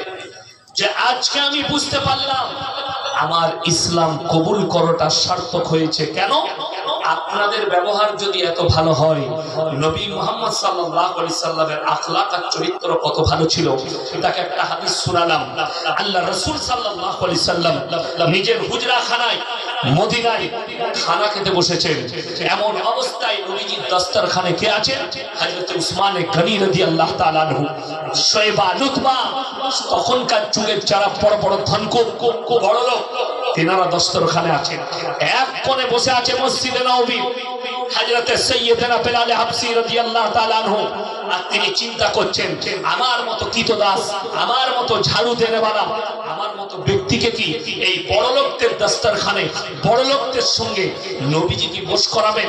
আল্লাহ নবী আওয়াজ দিলেন, হে বেলাল হাবশী, তুমি যতক্ষণ পর্যন্ত আমার দস্তরখানে না বসবে, আমার এই খানার দস্তরখান আল্লাহর কাছে মকবুল হবে না। জোরে বলুন সুবহানাল্লাহ। নবীজি গরিব বড় লোক দেখেননি, এসে বসে যাও, খানা খাও, এসো, বরকতের খানা। ইসলাম কেউ কি ঘৃণা করতে শিখায়নি। আবার বন্ধুগণ, আপনি মনে মনে ভাবছেন যে আমার আব্বা তো 5 ওয়াক্তের নামাজি, তাহাজ্জুদ গুজার, আমার বাপ তো হাজী সাহেব, আমি যে রকমই পাপ করি আমাকে বাঁচিয়ে দিন। প্রথমে নবীজির দলিল দেওয়ার আগে কোরআনের 2টো দলিল দিচ্ছি। ইমানদারির সঙ্গে বলুন, আপনাদের সঙ্গে আমার 2টো সম্পর্ক। কটা বললাম? 2টো। একটা হচ্ছে আমি বক্তা, আপনারা শ্রোতা, ঠিক কিনা? 2 নম্বর সম্পর্কটা কিন্তু আল্লাহর দেওয়া সম্পর্ক। এক মুমিন আর এক মুমিনের ভাই ভাই। আপনারা আমার মুমিন ভাই, আমি একজন মুমিন ব্যক্তি, তাই আমরা একে অপরে ভাই ভাই। তারপরে বলছি ইমানদারির সঙ্গে বলুন তো, আপনাদের সঙ্গে কি আমার রক্তের সম্পর্ক আছে? না। কিন্তু সামাজিক সম্পর্ক হচ্ছে ইমানি সম্পর্ক। বাপের সঙ্গে বেটার সম্পর্কটা কিসের? কথা বলে না, রক্তে। মায়ের সঙ্গে বিটির সম্পর্ক কিসের? রক্তের। বাপের সঙ্গে বিটির সম্পর্ক রক্তের। স্বামীর সঙ্গে স্ত্রীর সম্পর্ক একদম নিজের বিছানার জননী, রাতের জননী। আল্লাহ কোরআনে বলেছে তোমার স্ত্রীকে তোমার জন্য খেতি বাড়ি করা হলো। এরা কে কতটা উপকারে আসে? আচ্ছা বলুন তো, আমি আসি জলসাই দাউদ দিয়ে, আমাকে দিয়ে দোয়া করিয়ে, টাকা দিয়ে যদি আমি আপনাকে জান্নাতে নিয়ে যাই, তাহলে বাপ বেশি উপকারী হবে না? হবে না? যার সঙ্গে রক্ত সম্পর্ক আছে সে হবে না? হবে না? বাপ হবে। কোরআন খুলে ইয়াউমা ইয়াফিরুল মারউ মিন আখি ওয়া উম্মিহি ওয়া আবি ওয়া সাহিবাতিহি ওয়া বানি লিকুল্লি ইমরিইম মিনহুম ইয়াওমাইদিন শানুন ইউগনি। হে আমার নবী, পৃথিবীর মানুষকে বলে দাও, কিয়ামতের ময়দানটা এত ভয়ানক হবে, স্বামী স্ত্রীর কাছে ছুটে যাবে, স্ত্রী বলবে দুনিয়াতে আমার কোনো স্বামী ছিল না, বাপ বলবে বেটা ছিল না, বেটা বলবে বাপ ছিল না, মা বলবে বিটি ছিল না, বিটি বলবে মা ছিল না, বন্ধু বলবে দুনিয়াতে আমার কোনো বন্ধু ছিল না, কেউ কারোর জন্য যারা পরিমাণ বোঝা বহন করবে না। এটা একটা আয়াত গেল। অন্য জায়গায় আল্লাহ তাআলা কোরআনে বললেন আতিহিম ইয়াউমাল কিয়ামাতি ফারদা, যখন কিয়ামতের দিনে মানুষ আমার কাছে হাজিরি দেবে তারা একা একা আসবে, সঙ্গে কেউ থাকবে না, আপনি আমি সে তিনি সকলে আমরা একা একা হাজিরি দেব, আল্লাহ সকলের হিসেব নেবেন। এরপরে আগে চলুন, হাদিসে আছে নবী মুহাম্মদ সাল্লাল্লাহু আলাইহি ওয়াসাল্লাম খবর এলো, হে আল্লাহর নবী, আপনার চাচা যান একবারই মৃত্যুর শয্যায়, তিনি মারা যাবেন, জাকামদানি চলছে। নবীজি ছুটে গেলেন, চাচার হাতটা টিপে ধরলেন আর বললেন, হে আমার চাচা, আমি মুহাম্মদ আল্লাহর নবী, তোমার ভাইপো, একবার যদি কলমাটা খালি পড়ে নাও, আমি আল্লাহর কাছে তোমার জন্য কেঁদে কেঁদে ক্ষমা চেয়ে। নবীদের দোয়াকে আল্লাহ কবুল করেন না করেন না? করে।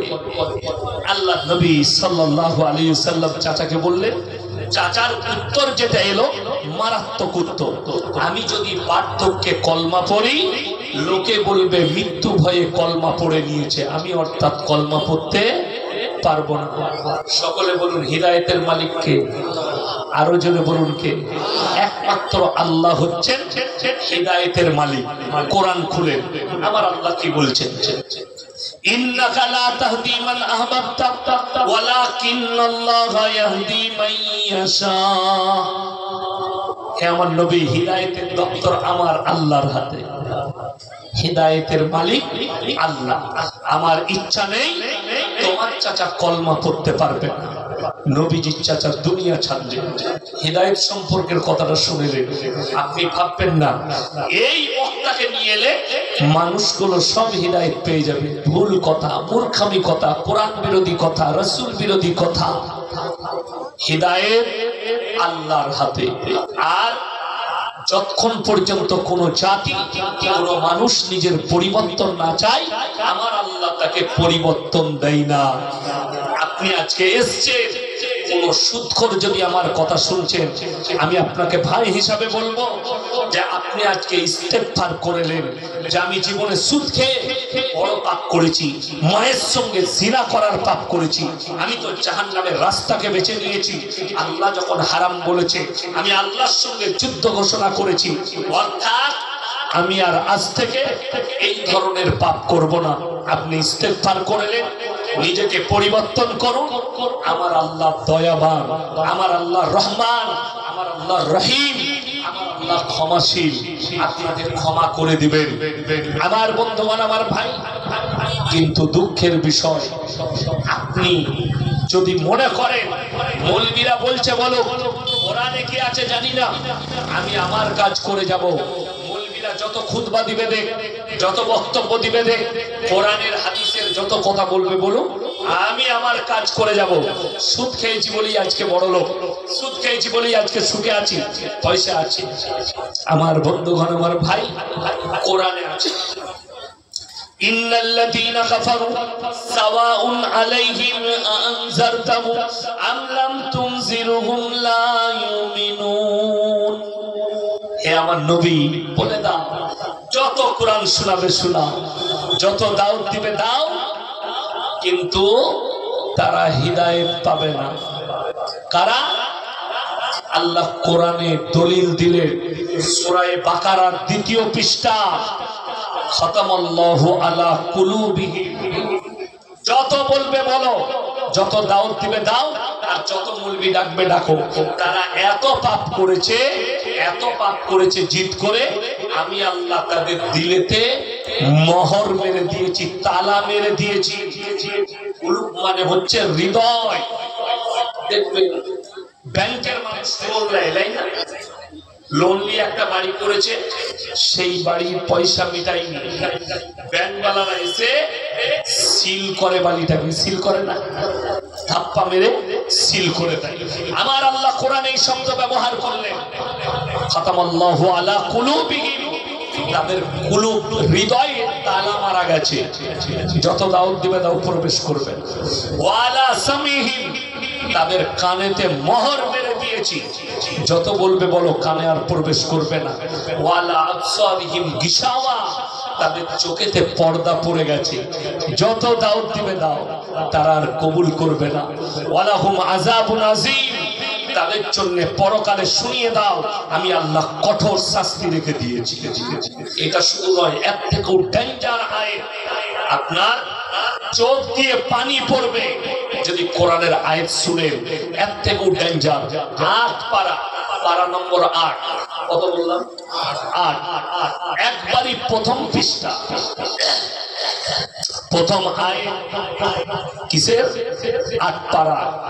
ওয়ালাউ আন্নানা নাযালনা ইলাইহিমুল মালাইকা ওয়া কাল্লামাহুমুল মাউতা ওয়া হাশারনা আলাইহিম কুল্লা শাইইন কুমুলা মা কানু লিয়ুমিনু ইল্লা আন ইয়াশা আল্লাহ ওয়ালাকিন্না আকতারাহুম ইয়াজহালুন।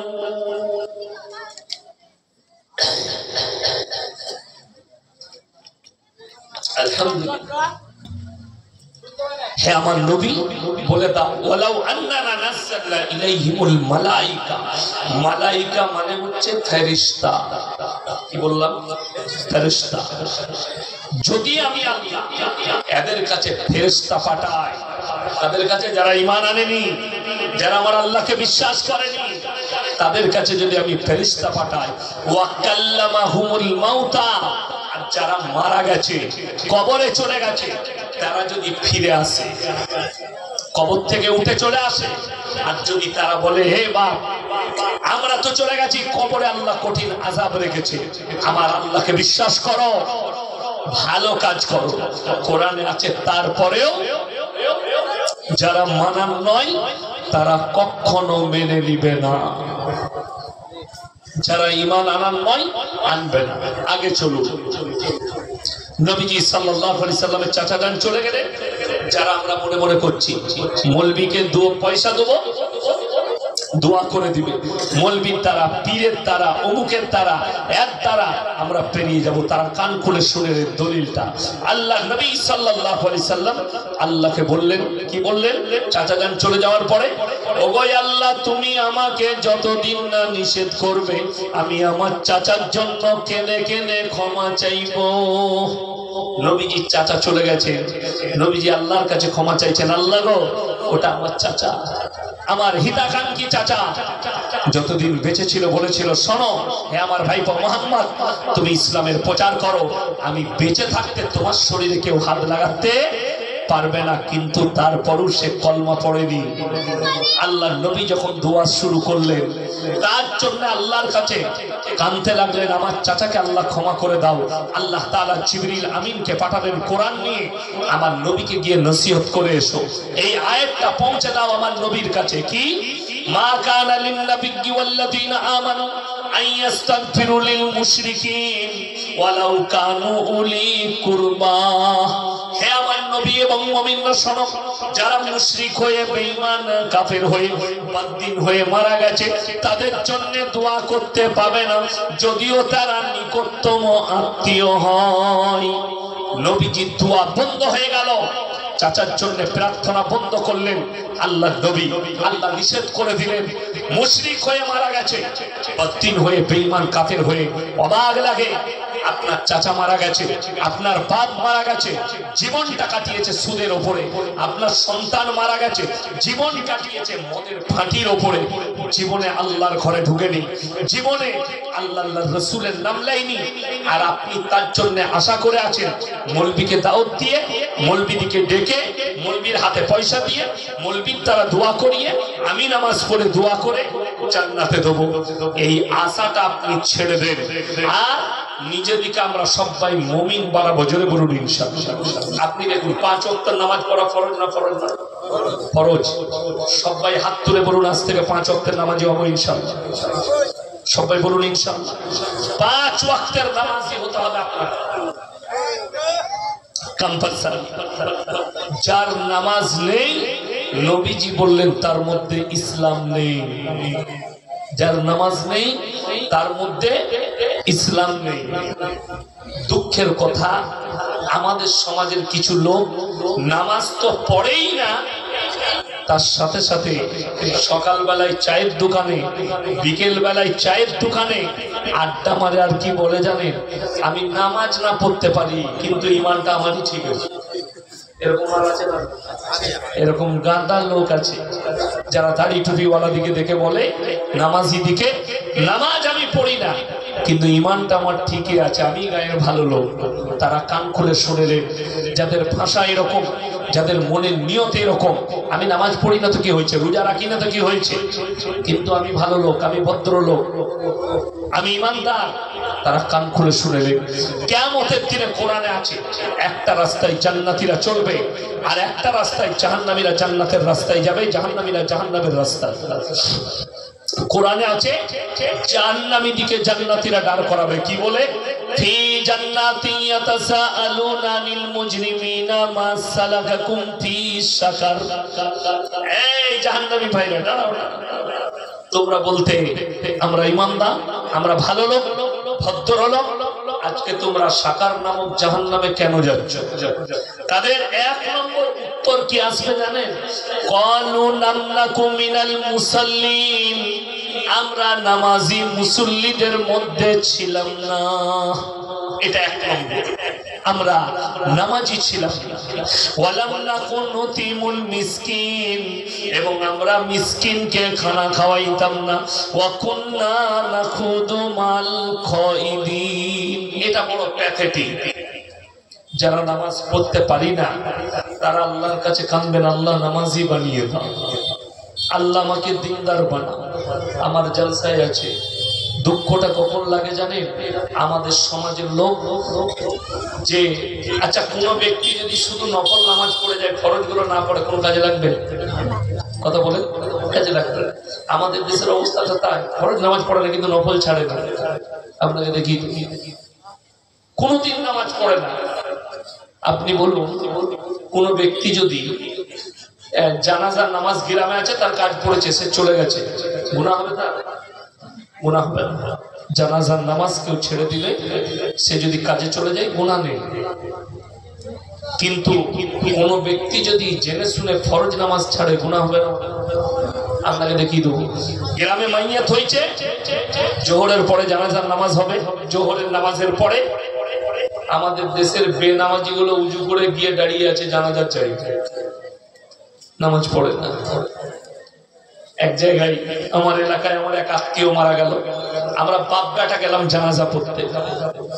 তো সেখানে আমাদের এক ছাত্র ছিল ইমাম, তো তাকে বললাম কখন জানা যাবে? আসরের পরে। ঠিক আছে, আমরা আসরের নামাজ পড়ছি। গেলাম, আসরের নামাজ পড়লাম, নামাজ পড়ে বেরিয়ে দেখছি 3 কাতার লোক দাঁড়িয়ে আছে।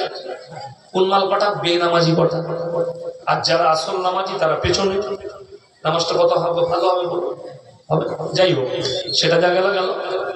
এসে দেখছি আমার ছাত্র আমার পাশে দাঁড়াচ্ছে। তুই যে ইমাম, নামাজকে পড়াবে? বলে এক হুজুর আসছে। হুজুর কোথা পাবে? সে হারামখোর প্যান্ট শার্ট পরে গেছে। ওই যে কোন পীর সাহেবের ছেলে প্যান্ট শার্ট পরে, সে কিন্তু ফরজ নামাজ পড়েনি আজ আসরে। সে আমি দাঁড়িয়ে ছিল সাইডে, মানে তার নামাজ নাই, বলছে মুখস্থ, যা বুঝে করবে। আমি বললাম জানাজার নামাজটা গেল। আমার আব্বাজি বললে ঝামেলা করো না তুমি। আমাকে আমার চাচা ছিল, চাচা বললে, আমার চাচা নামাজের পরেই চিল্লিয়ে বলতে লাগলো, নামাজি হলো, যা সব বরবাদ হয়ে গেল, ইমাম নামাজ পড়ে না। ভেবে দেখো এদের অবস্থা এমন, যেমন একটা ছেলের চাচরে বাড়ি, সে বিয়ে করতে এসছে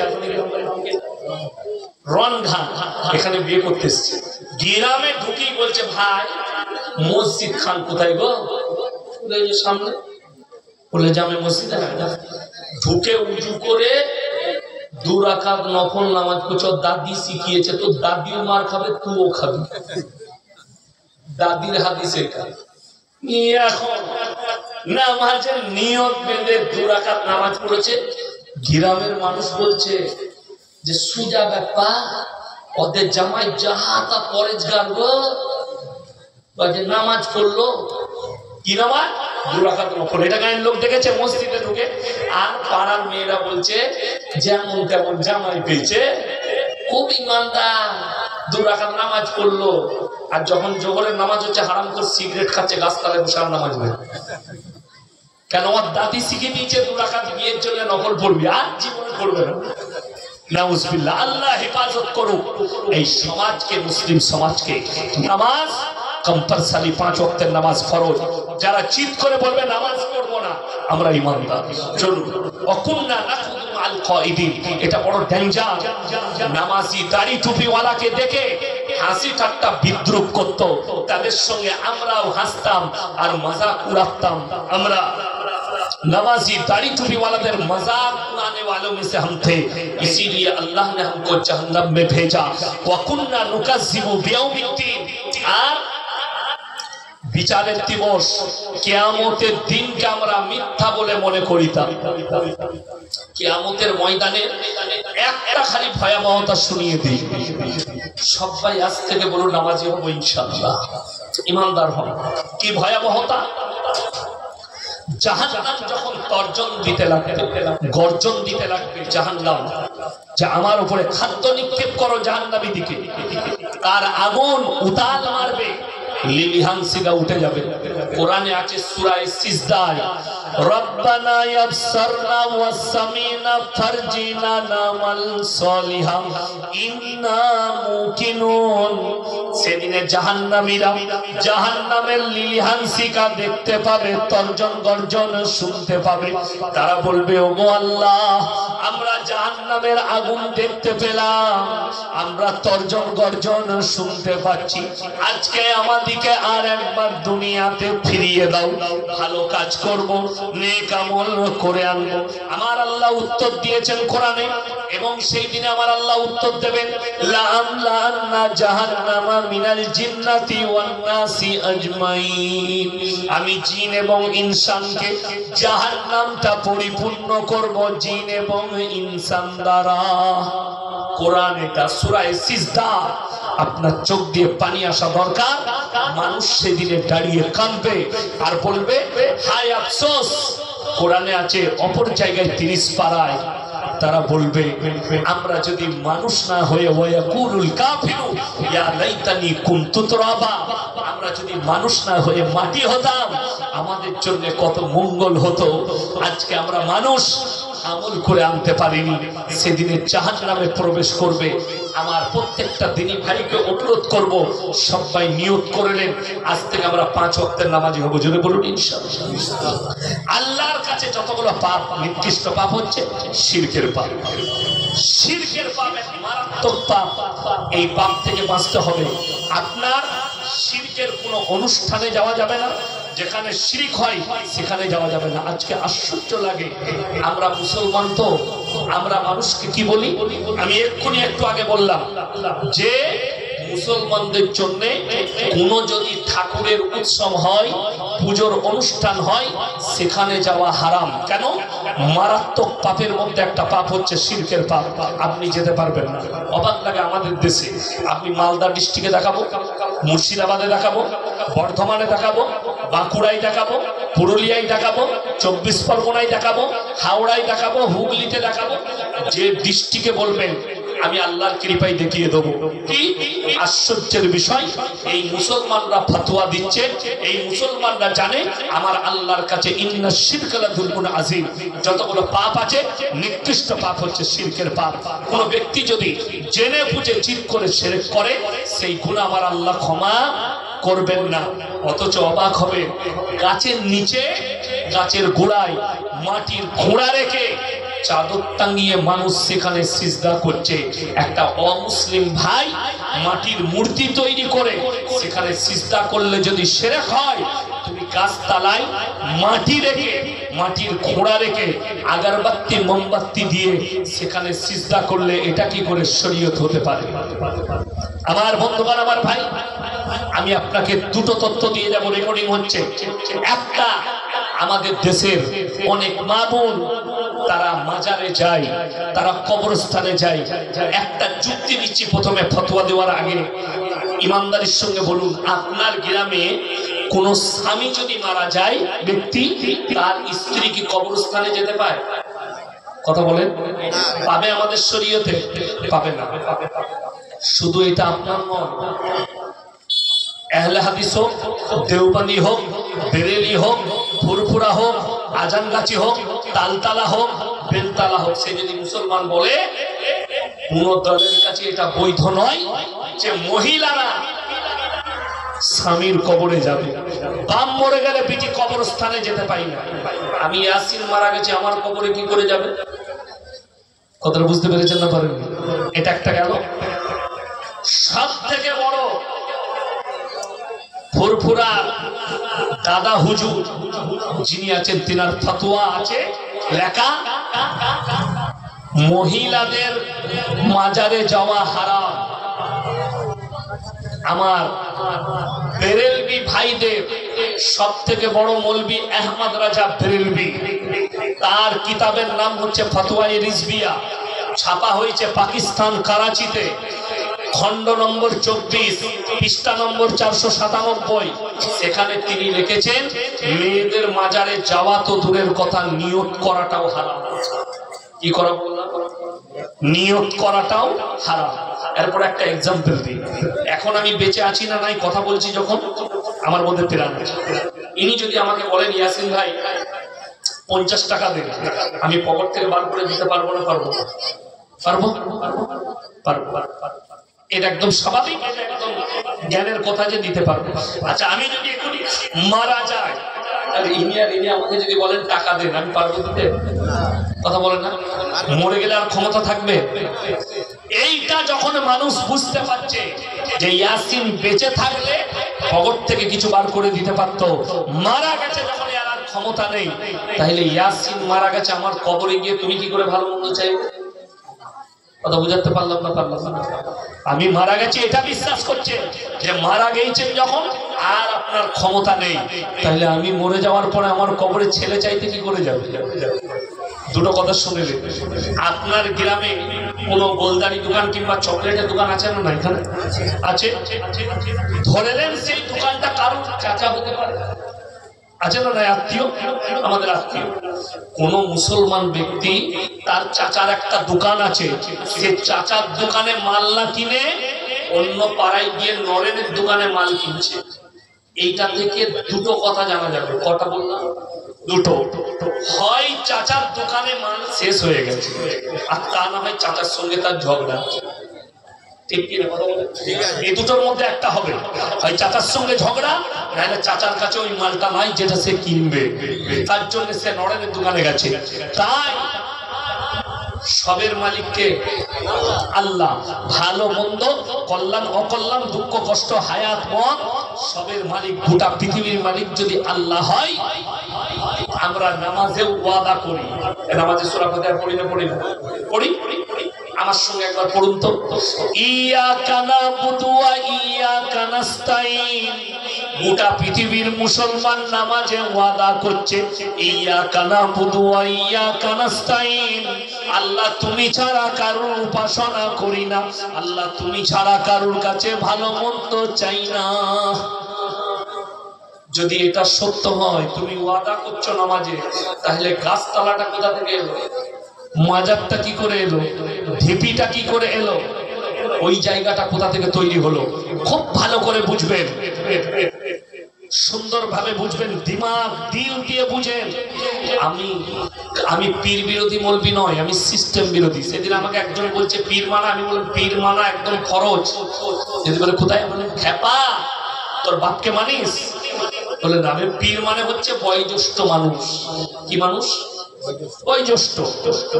আমি আমার বাপের বয়সী লোককে সম্মান করব, তাই নিয়ে তো মানা হয়ে গেল। আমার বাপের থেকে বড় পীর আমার কাছে কেউ হতে পারে? হতে পারে না।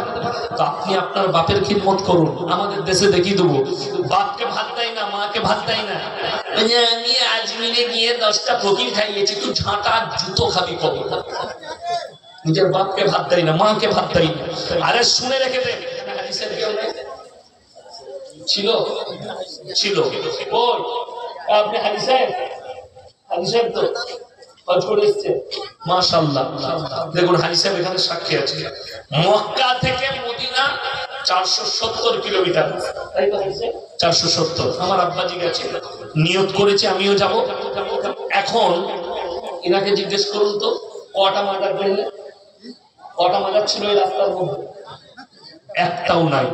আর আমার বাড়ি থেকে আপনার এখানে 340 কিলোমিটার, 33 কিলোমিটার রাস্তা, 333,000-এর বেশি মাল আছে। আমি বললি খারাপ বলবি, কিন্তু আমি আপনাকে বাস্তব বলে দিই, ইমানদারির সঙ্গে বলবেন। আর যে আমাকে গাল দিচ্ছে আপনার প্রতিবেশীটাকে জিজ্ঞেস করুন যে আচ্ছা পৃথিবীর যতগুলো মৌলবি হোক, পীর হোক, যারাই মারা গেছে, যাদেরকে ওলি বলছো, তারা কি সাহাবীদের থেকে দামি লোক? কথা বলেন না। 10 জন সাহাবী, আশারায়ে মুবাশশারার 10 জন সাহাবীকে জান্নাতি ঘোষণা করেছেন নবীজি। জোরে বলুন সুবহানাল্লাহ। 4 জন খলিফা, হযরতে উমর, হযরতে আবু বকর, হযরতে উসমানে গনি, হযরতে আলী, 4 জন খলিফা। বড় কষ্ট লাগে, জান্নাতুল বাকিতে শুয়ে আছেন আল্লাহ রাসূল সাল্লাল্লাহু আলাইহি সাল্লামের দামি দামি সাহাবীরা, একটা মাজার নেই। ওটা তো দূরের কথা, যুদ্ধের ময়দানে 70 জন সাহাবী মারা গেছেন যুদ্ধের ময়দানে। সেখানে হাজী সাহেব ডেকে এসেছে ওহুদের প্রান্তরে, হাজী সাহেব ওহুদের প্রান্তরে লোহার ব্যারিকেড দিয়ে 70 জন সাহাবীর কবর ঘেরা আছে। দেখেছেন 70 জন। সেখানে এমন একজন সাহাবী শুয়ে আছে, এই তো চোখে দেখেছেন, আমি তো কিতাবে পড়ে বলছি। কথাটা মিলে গেল, হাজী সাহেব সাক্ষী দিলেন যে 70 জন সাহাবীর কবর ঘেরা আছে লোহার ব্যারিকেড দিয়ে ওহুদের প্রান্তরে। সেখানে এমন একজন সাহাবী শুয়ে আছেন, তিনি হচ্ছেন নবীজি সাল্লাল্লাহু আলাইহি সাল্লামের চাচা যান হযরতে আমির হামজা রাদিয়াল্লাহু তাআলা আনহু। যুদ্ধের ময়দানে যার বুকটাকে চিড়ে কলিজা থট্টা বার করে চিবিয়ে খেয়েছিল হিন্দা, আল্লাহ তাকেও ইমামে বাদ করেছে। এই সাহাবীদের, দামি দামি সাহাবীদের মাজার হলো না। আল্লাহ রাসূলের সাল্লাল্লাহু আলাইহি সাল্লামের কবরে কটা চাদর চড়িয়েছিল? কিচ্ছু নাই। বড় কষ্ট লাগে। যদি কবরে চাদর চড়ানো জায়েজ হতো, আল্লাহ রাসূল সাল্লাল্লাহু আলাইহি সাল্লামের কবরটা আসমান পর্যন্ত হিরে মোতি মুক্ত চাদরে ঢেকে যেত। দুঃখ লাগে। আরে তুমি খাজা বাবার মাজারে যে চাদরটা চাপাচ্ছ, খাজা বাবার চাদরের প্রয়োজন নেই। তোর বাড়ির পাশে তোর খালার গায়ে চাদর নেই, তোর ফুপুর গায়ে চাদর নেই, তোর পাশের গরিবের গায়ে চাদর নেই। 5000 টাকার চাদর খাজা বাবার মাজারে না দিয়ে তোর পাশের গরিবকে 50টা চাদর কিনে দে। যারা নামাজি, যারা ভদ্র মহিলা, শীতকালে শীত লাগে, একটা চাদর কিনে দে 200 টাকা দিয়ে। দোয়া করতে হবে না, তোর জান্নাত আসান হয়ে যাবে। খাজা বাবাকে ঠান্ডা লাগেনি, সেখানে চাদর চড়াতে হবে। আল্লাহর রাসূলের কবরে জায়েজ নেই। পৃথিবীর আর কোন মৌলবি মুল্লা পীর ফকিরের কবরের জন্য চাদর চড়ানো জায়েজ নেই। আল্লাহর রাসূলের কবরে সিজদা নেই। পৃথিবীর আর কোন মৌলবি মুল্লা পীর ফকিরের কবরের জন্য সিজদা চলবে না। আল্লাহর রাসূল সাল্লাল্লাহু আলাইহি সাল্লামের কবরে ভালো মন্দ চাইতে পাবে না। পৃথিবীর আর কোন মৌলবি মুল্লা পীর ফকিরের কবরে ভালো মন্দ চাওয়া যাবে না। অবাক করা তথ্য দিচ্ছি, এই মালদা থেকে, মুর্শিদাবাদ থেকে, আমার বর্ধমান থেকে, বাঁকুড়া থেকে, আমি তো জলসা সারা বছরই করি। এই জলসা স্টার্ট হয়েছে আগস্ট থেকে, চলবে রোজার আগের দিন, ঈদের দিন থেকে স্টার্ট করব, চলবে আবার 1.5 মাস, কোরবানির আগে পর্যন্ত। আমার বন্ধুরা চৈত্র মাস মালদা থেকে জলসা করে বাড়ি যাচ্ছে। বাড়ি যেতে যেতে আমার বোলপুর, শান্তিনিকেতন বোলপুর পার করে গুসকারা, ভেদিয়া, ওই ভেদিয়ার কাছে অজয় নদীর ব্রিজ আছে।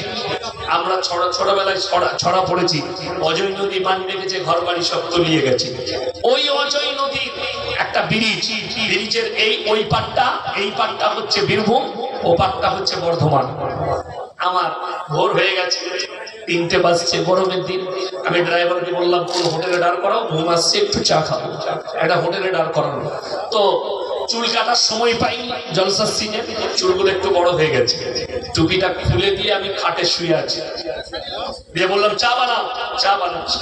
তখন হোটেলে পায়ে হেঁটে কিছু ভদ্র মহিলা, কিছু মানুষ তারা ঢুকলো। তাদের মধ্যে একজন আমাকে সালাম দিল মৌলবি ভেবে, আসসালামু আলাইকুম। বলিছে ওয়ালাইকুম সালাম। আমি বললাম ভাই তোমাদের গাড়ি ফাড়ি খারাপ হয়ে গেছে, পায়ে হেঁটে আসছো, গাড়ি পাওনি না বাস পাওনি? এখানেই তো রেল স্টেশন। কি উত্তর দিল জানে? হুজুর পায়ে হেঁটে যাচ্ছে এই জন্যে হুজুর বলেছে একটা করে হজের নেকি পাবো, পাথর চাবড়ি মেলা যাচ্ছে। বাস্তব বলছি। কে বলেছে? এই ভাষাটাই হচ্ছে গুনার ভাষা। শুনে রেখে দেন, এরা রেকর্ডিং করছে, কালকে ছাড়বে। 3টে জায়গা নেকির উদ্দেশ্যে সফর করা চলবে, বাকি কোনো জায়গা নেকির উদ্দেশ্যে সফর করা যাবে না। নাম্বার 1 মক্কা। আপনি নিয়ত করবেন আমি উমরায় যাব, মক্কায় নামাজ পড়বো, মক্কায় যাব, সঙ্গে সঙ্গে আপনার নামায় আমলে নেকি লেখা হবে। জোরে বলুন সুবহানাল্লাহ। নাম্বার 2 সেটা হচ্ছে মদিনা, নিয়ত করবেন নেকি পাবেন। নাম্বার 3 কেউ যদি বাইতুল মাকদাস, যেটা আল আকসা মসজিদ, সেখানে যাবার নিয়ত করে জায়েজ আছে, অসুবিধা নাই।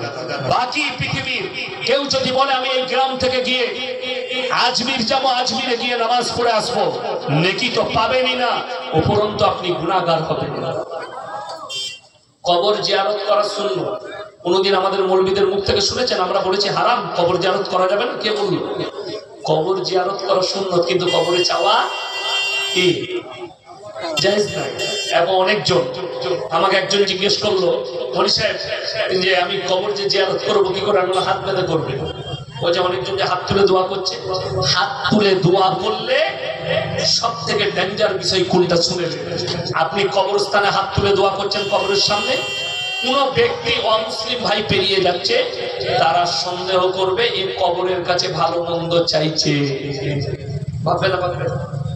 আর তারা জানে কবরে মাজারে কিছু পাওয়া যায়, অলিদের কবরে, যার কারণে দেখবেন এই মাজারগুলোতে অমুসলিম ভাইরা যায় না, যায় না।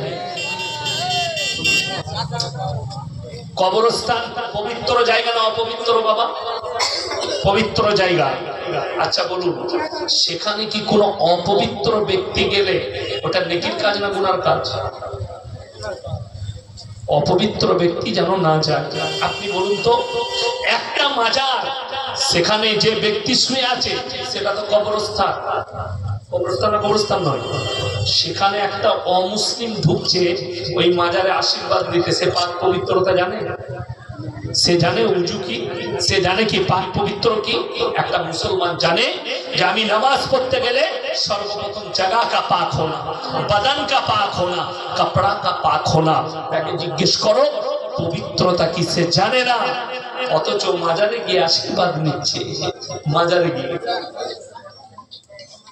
আচ্ছা আমার বন্ধুগণ, আমার ভাই, ওই জন্য আল্লাহর কাছে যত বড় নিকৃষ্ট পাপ আছে শিরকের পাপ। ছেলেকে দান করতে পারে আল্লাহ। আজকে মুসলমান, তার বাচ্চা হচ্ছে, ডাক্তার দেখাচ্ছে 3 বছর 4 বছর হয়ে গেল। জানেন আমার আব্বাজির বয়স এখন 80 বছর। আপনাদের মনে মনে হবে আপনার বয়স কত? আমার বয়স 38 প্লাস 39 চলছে।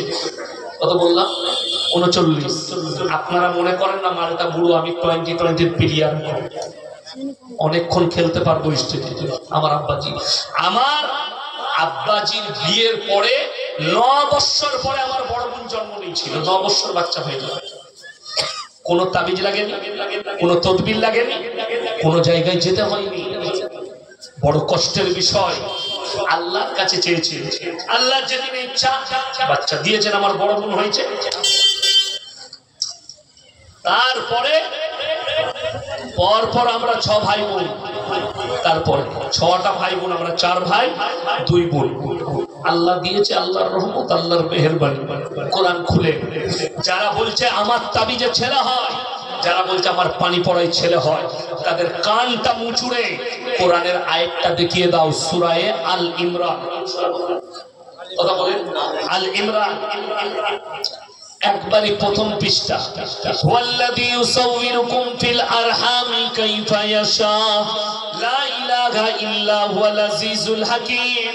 হে আমার নবী বলে দাও, মায়ের গর্ভে বাচ্চা দান করি আমি আল্লাহ, আমার ইচ্ছা মতো, আমি কারো পরামর্শে কাজ করি না।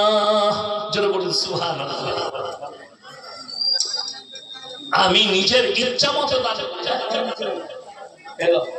যা ঝাল দিয়েছে লঙ্কা গুঁড়ো মেরে দিয়েছি, মনে গোলমরিচ বেশি দিয়ে দিয়েছে।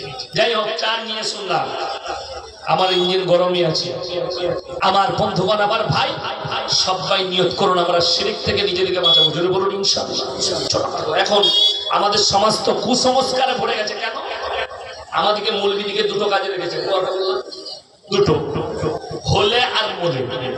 মলি সাহেব বাচ্চা হয়েছে, একটু দোয়া করে দিবেন, আমাকে মিষ্টি খাই দিলে। মলি সাহেব আমার বাপ মরে গেছে, জানাজাটা পড়ে দেন তো। এই দুটো কাজ। বাকি বলে বাকি সব আমরা বুঝে নেব। বাকি কি বুঝে নেব?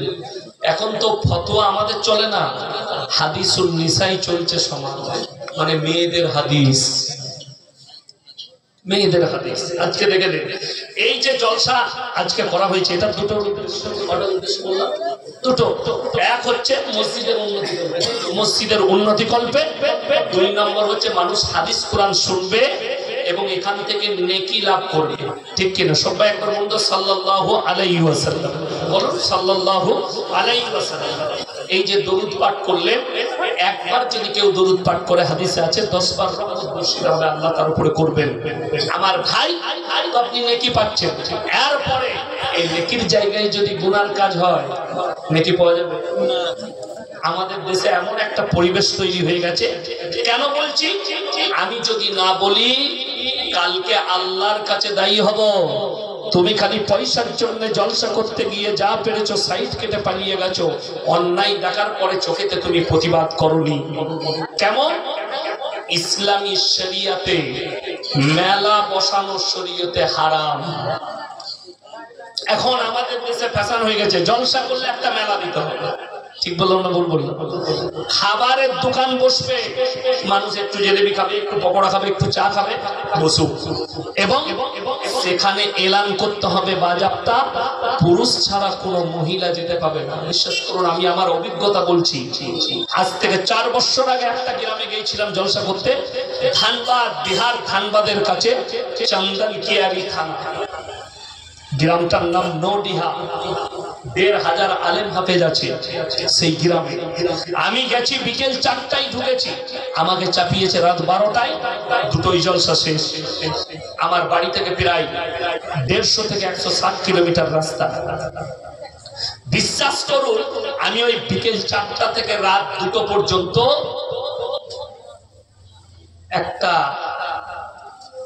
বালিক মেয়ে তো দূরের কথা, একটা 10 বছরের বাচ্চা মেয়েকেও আমি রাস্তায় দেখতে পাইনি। সেই 10 বছরের বাচ্চা। আর আজকে আমরা মেলা বসাচ্ছি কেন? ছেলে মেয়ের একটু মজা করবে। কে বললো আপনাকে? এরপর বলে দিই, আল্লাহর কাছে আর একটা নিকৃষ্ট পাপ। কেন আমি মেলা হারাম বলছি শুনেলেন? আর একটা মারাত্মক নিকৃষ্ট পাপ হচ্ছে ওয়ালা তাকরাবুজ জিনা ইন্নাহু কানা ফাহিশা ওয়া সাআ সাবিলা। ব্যভিচার করা তো অনেক দূরের কথা, যে রাস্তায় ব্যভিচার হয় সেই রাস্তার ধারে পাশে তোমরা যাতায়াত করবে না। কথাটা বুঝে গেল না? যে রাস্তায় ব্যভিচার হয় সেই রাস্তায় যাতায়াত করবে না। এখন আমার মায়েরা, আপনারা ভালো করে শুনবেন, আপনারা শুনেন। আপনি মনে করছেন ব্যভিচার মানে শারীরিক সম্পর্ক, ভুল। ওটা তো মারাত্মক ব্যভিচার। কিন্তু হাতের জিনা হয়, চোখের জিনা হয়, কানের জিনা, মুখের জিনা, পায়ের জিনা, নফসের জিনা। এখন মেলা বসিয়েছে, এক গাদা ছেলে মেয়ে যুবকরা মেলাতে ঘুরছে, আর শয়তান কে জানে কোরআনে আছে ইন্নাশ শাইতানা লিল ইনসানি আদুব্বুম মুবিন। শয়তান হচ্ছে মানুষের প্রকাশ্য দুশমন। প্রকাশ্য কি দুশমন? শয়তান মানুষের প্রকাশ্য দুশমন। কেমন দুশমন বলে দিই। আপনি আমি তো অনেক দূরের কথা, আমাদের মতো মৌলবীরা তো দূরের কথা, নবীদিকে পর্যন্ত নবীদের পেছনে ষড়যন্ত্র করেছে কে? শয়তান। কোরআন খুললেই পাবেন সূরা ইউসুফে ওয়ালাকাদ হাম্মাত বি ওয়া হাম্মা বিহা লাউলা আর রাআ বুরহানা রাব্বি। শয়তান কিছুক্ষণের জন্য আমাকে ধোঁকা দিয়েছিল, কামরাতে কেউ নাই, জুলাইখা উলঙ্গ অবস্থায়, যা পারবে করে নাও, আমার আল্লাহ আমাকে হেফাজত করেছেন। আল্লাহর মেহেরবানিতে আল্লাহ আমাকে হেফাজত করেছে। ওয়াকালা ফাইতালা, আমার দিকে অগ্রসর হও আর আমাকে টিপে ধরে মনের বাসনা কামনা পূরণ করো। ইউসুফ নবীর সামনে সেই মহিলা বাদশার বিবি উলঙ্গ অবস্থায়, ওয়াকালা ফাইতালা, অগ্রসর হও, আমাকে ধরো আর মনের যত কামনা বাসনা আছে পূরণ করো।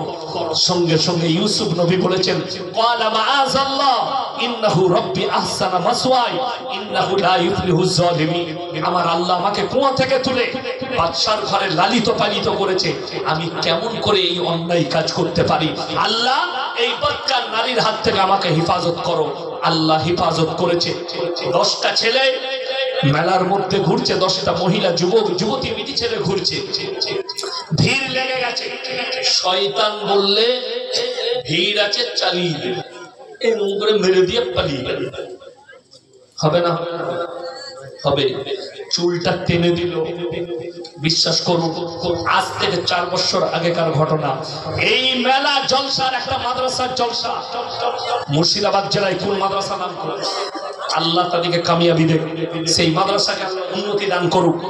মাদ্রাসার জলসা। আমাকে, আমি বললাম আমার কটায় টাইম? বলে হুজুর আপনাকে 10টার পরে চাপাবো।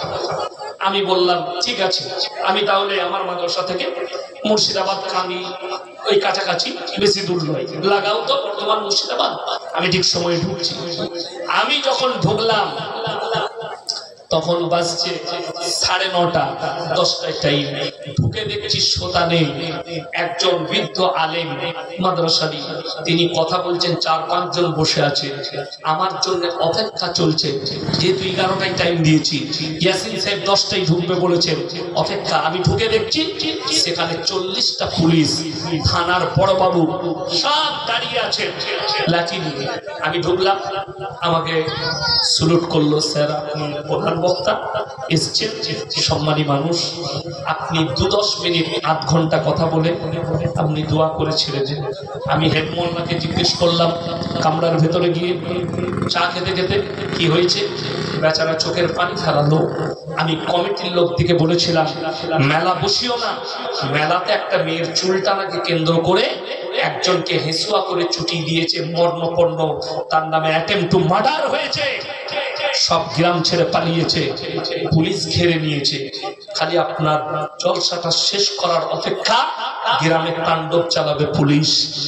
এরপর বলুন, পুলিশে যে ভাইটাকে ধরে নিয়ে যাবে, যে হেসুয়া নিয়ে ছুটালো সেটাও মুসলমান, যে বেচারাকে ছুটিয়েছে সেও মুসলমান, যার চুলটা টেনেছে সেও মুসলমান, যে টেনেছে সেও মুসলমান। ইজ্জতটা কার কাছে? বলুন আমার।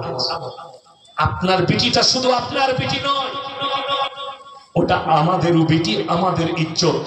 রাসূল আকরাম সাল্লাল্লাহু আলাইহি ওয়াসাল্লাম রাস্তা দিয়ে পেরিয়ে যাচ্ছেন, একজন মুশরিকের বিটি, মাথায় কাপড় নেই, খালি মাথায় যাচ্ছে।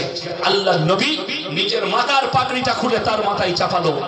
সাহাবীরা বললেন, ইয়া রাসূলুল্লাহ, এটা মুশরিকের বিটি। আল্লাহর নবী বললেন, শোনো, আমি মেয়েদের মাথা ঢাকতে এসেছি, খুলতে আসিনি। বলুন সুবহানাল্লাহ। আর আপনি একজন মুসলিম, আমি একজন মুসলমান, আমার বিটিকে আমি রাস্তায় বার করে দিলাম। জলসা হচ্ছে, সেজে খুঁজে চলে যা, ঠোঁট পালিশ লাগিয়ে, লিপস্টিক লাগিয়ে মেলায় গিয়ে চুল খুলে ঘুরে বেড়াও, মজা করো। তার হাতে টাকা দিলেন, ভ্যানিটি ব্যাগ দিয়ে নতুন কাপড় ঈদের মতো পার করিয়ে তাকে বাজারে বার করে দিলেন, তাকে মেলাতে পাঠিয়ে দিলেন। দাইয়ুস শুনেলেন, আপনি নামাজি 5 ওয়াক্তের, দাইয়ুস কোনোদিন জান্নাতে যাবে না। দাইয়ুসকে নিজের বিটিকে, বিবিকে যারা বেপর্দা করে রাস্তায় পাঠিয়ে দেয়। আল্লাহর কাছে বিধান আছে পর্দা, ওয়াদরিব খুমুরিহিন্না আলা জুনুবিহিন, হে নারী তোমরা পর্দা নির্ধারিত করো, তোমরা কোনোদিন ধর্ষিত হবে না, লাঞ্ছিত হবে না। ইসলামে ওই জন্য পর্দা আনা হয়েছে। আমার বন্ধুগণ, আমার ভাই, আমার মা বোন, আপনারা যারা শুনছেন শুনে নেন, কোরআনের তাফসীর আপনার চোখ দিয়ে পানি আসবে।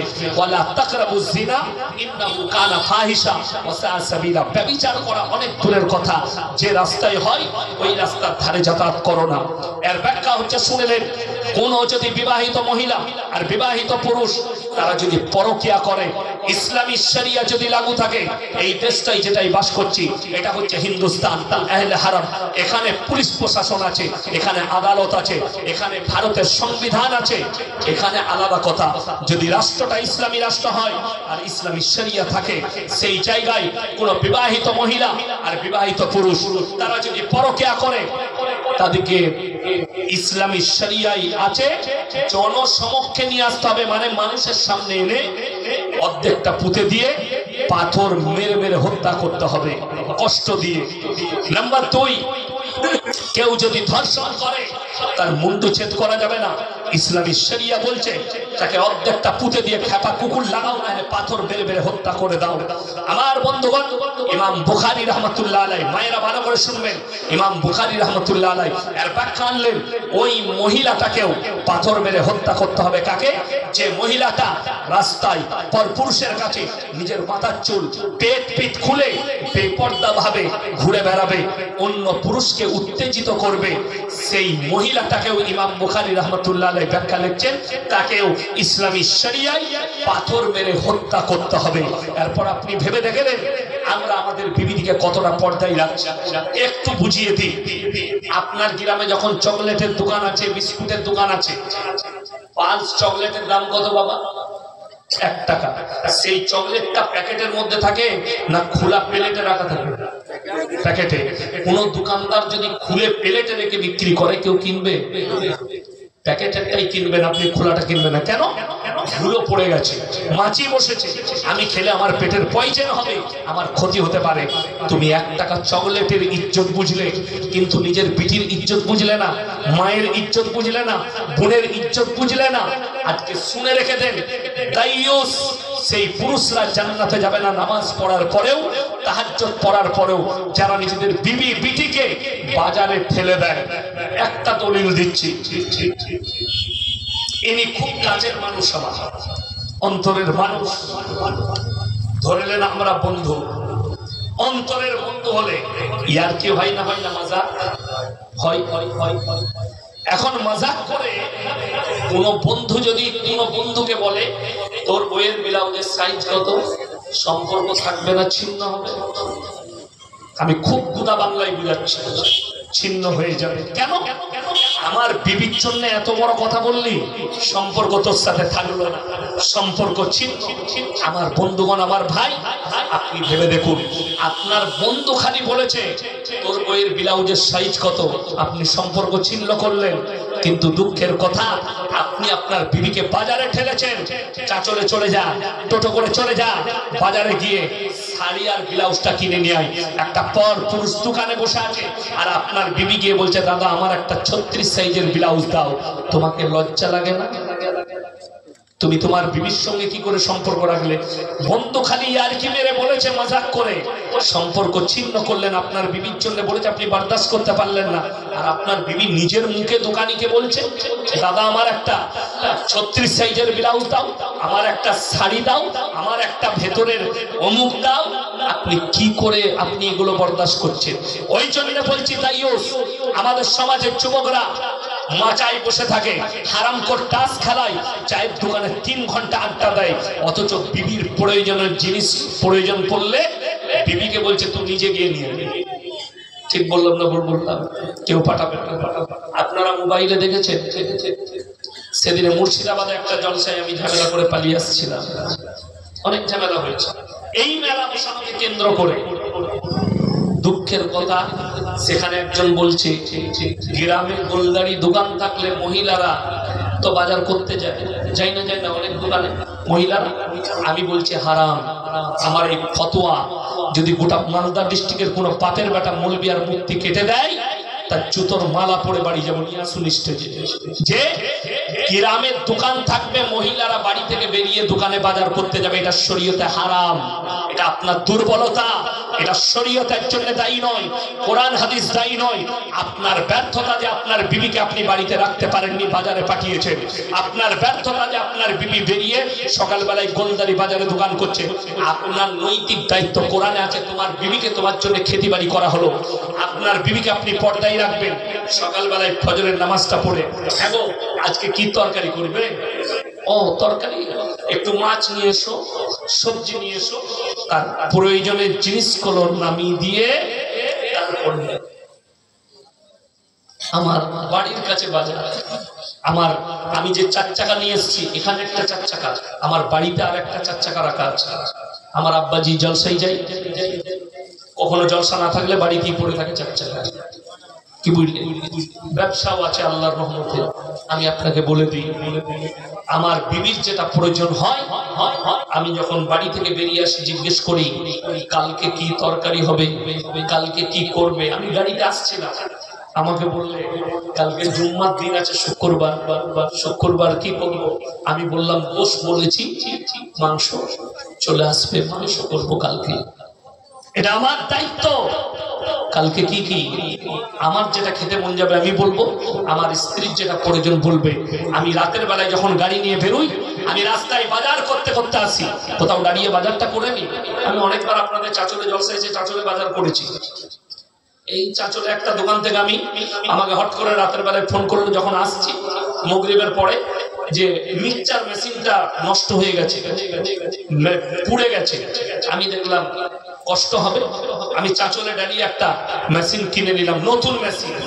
ভোরের বেলায় যখন বাড়ি পৌঁছালাম, তার কিচেনের সামনে নামিয়ে দিয়ে আমি মাদ্রাসা চলে এলাম। সে কষ্ট পাবে না, কিন্তু দুঃখ লাগে। চায়ের দোকানে আপনি 3 ঘন্টা আড্ডা মারছেন, বিবির বাজারটা করে দিলেন না। যদি মনে হয় আমি ফজরের পরে ব্যবসায় বেরিয়ে যাই, তুমি সন্ধ্যাবেলায় যখন ঢুকবে কালকের সব বাজারটা করে নিয়ে ঢুকবে, যেন সকালবেলায় আপনার বিবিকে গ্রামের বাজারে যেতে না হয়, দোকানে যেতে হয়। ইসলামে পর্দার একটা বড় বিধান আনা হয়েছে।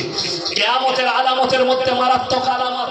আল্লাহ রাসূল সাল্লাল্লাহু আলাইহি সাল্লাম বলেছে, শোনো, রাস্তাঘাটে যখন নারী আর পুরুষ গাধার মতো জিনা করতে লাগবে, আপনাদের জানা আছে কিনা জানি না, ভারতে পরকীয়া লিগে শিক্ষিত লোকেরা জানে, যারা মোবাইল ঘাটে, যারা প্রশাসনের সঙ্গে মিশে আছে তারা জানে, যারা অফিস আদালতে যায় তারা জানে, ভারতে লিগেল করে দেওয়া হয়েছে পরকীয়া, কিন্তু ইসলামী শরীয়তে লিগেল নয়, কোরআন আর হাদিসের তারা লিগেল নয়।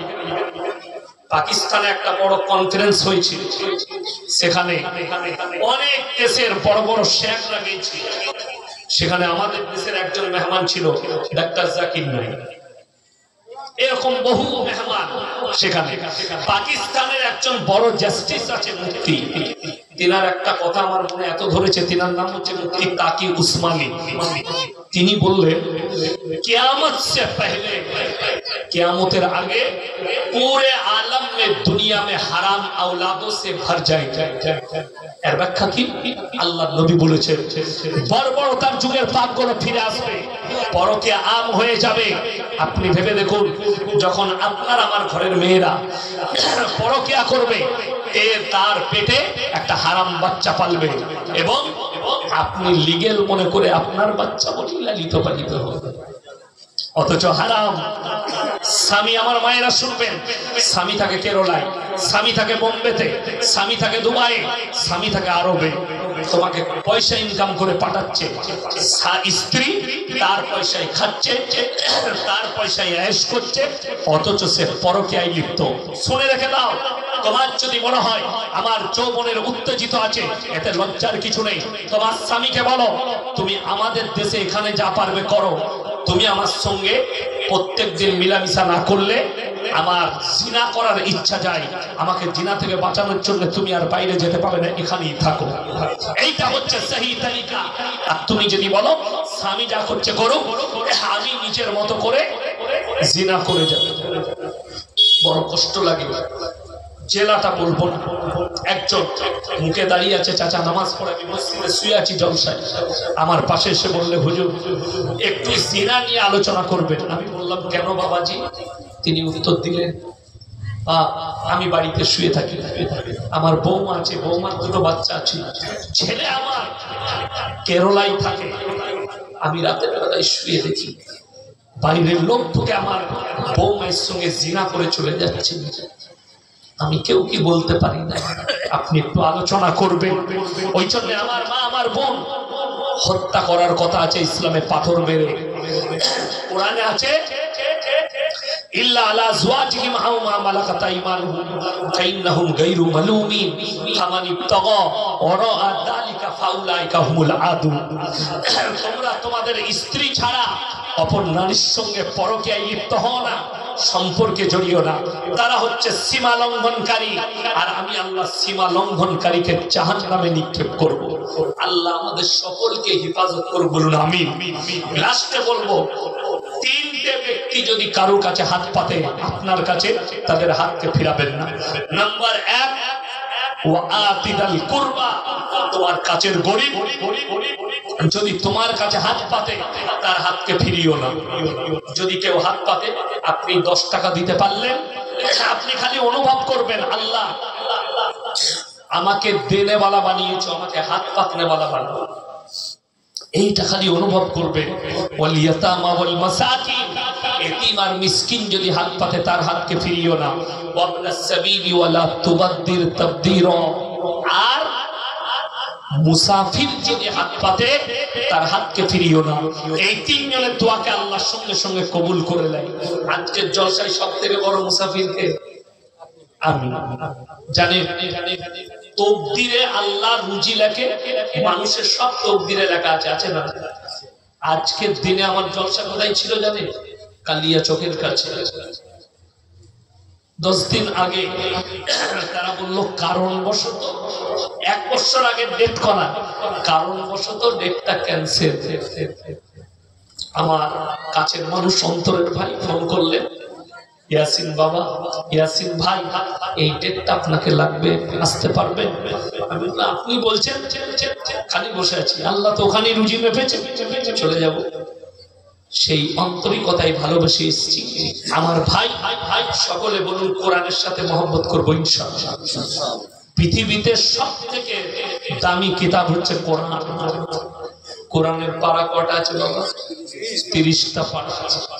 আমি আপনাদের কাছে এমন কিছু চাইবো না, এই 30 পারা মসজিদের জন্য 30 বস্তা সিমেন্ট কে কে দিবেন বলুন? 30 বস্তা মাত্র সিমেন্ট, 30 বস্তা সিমেন্ট নিয়োগ করুন তো, কে কে দিবেন? 30 বস্তা সিমেন্ট। একজন হাত তুলেন, 1 বস্তা করে বলুন, 30 জন 30 বস্তা। মায়েদের মধ্যে যদি কেউ থাকেন, আমি মাত্র 30 বস্তা সিমেন্ট বলেছি। কি নাম? শফিকুল। 1 বস্তা। মাশাআল্লাহ, আল্লাহ দানকে কবুল করুন। ভাই তাড়াতাড়ি হাত তুলে, আমি 30 বস্তা চেয়েছি। 30। 2 নম্বর কি নাম বাবু? 1 বস্তা আমার লেগে দিত। মাশাআল্লাহ, হাজী সাহেবের 1 বস্তা, আপনার 1 বস্তা, 3 বস্তা, ওইখানে 1 বস্তা, নামটা দেখো, ওই যে 1 2 5 বস্তা হয়ে গেল। আমার একটা দেখো, এই ভাইজানের একটা লিখুন, 6 বস্তা হলো। মাশাআল্লাহ। আর নুরুল ইসলাম ভাই 1 বস্তা, মাশাআল্লাহ, 30টা চাই। জাউল ভাই ভাই ভাই ভাই ভাই বস্তা, মাশাআল্লাহ। আমার ভাই ভাই কি নাম? ইসমাইল। ইসমাইল ভাই 1 বস্তা। আরো একজন দেখুন, হ্যাঁ ভাই কি নাম? এই যে একটা, এই দিকে তাকান, এই যে হাত তুলে, কে আছে? আচ্ছা মাশাআল্লাহ, মুখলিসুর ভাই 5 বস্তা, 1 বস্তা। মাশাআল্লাহ, আল্লাহ দানকে কবুল করুন। আমার মা আপনাদের কাছে জানে তো, কমিটির ছেলে কেউ থাকবে খাতা নিয়ে, খাতা নিয়ে যান। আচ্ছা বলুন,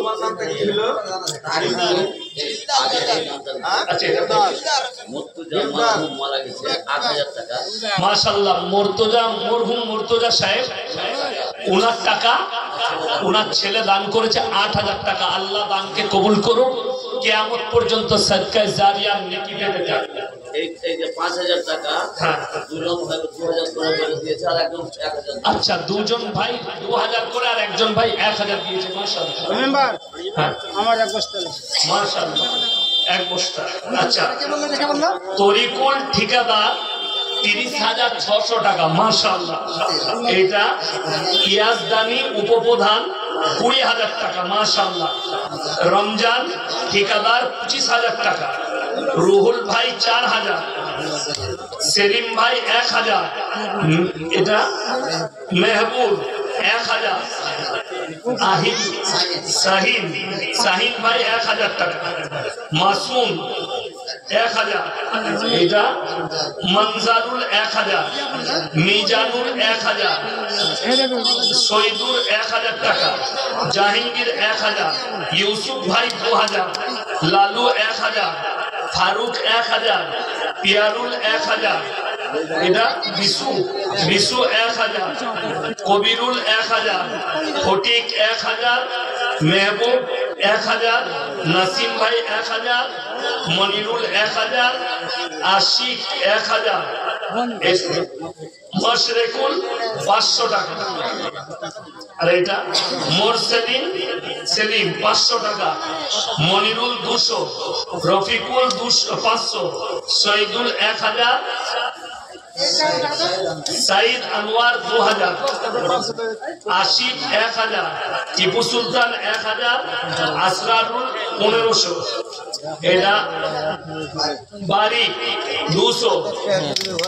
মিলানগড় থেকে 3,000। টনি 2,000। রাজ্জাক 4,000। ইনামুল ঠিকাদার 50,000। মাশাআল্লাহ। আর এটা ইনামুলের রেভাররা 11,000। কালাম বলো সভাপতি 2,000 টাকা। এমদাদুল জালালপুর 2,000 টাকা।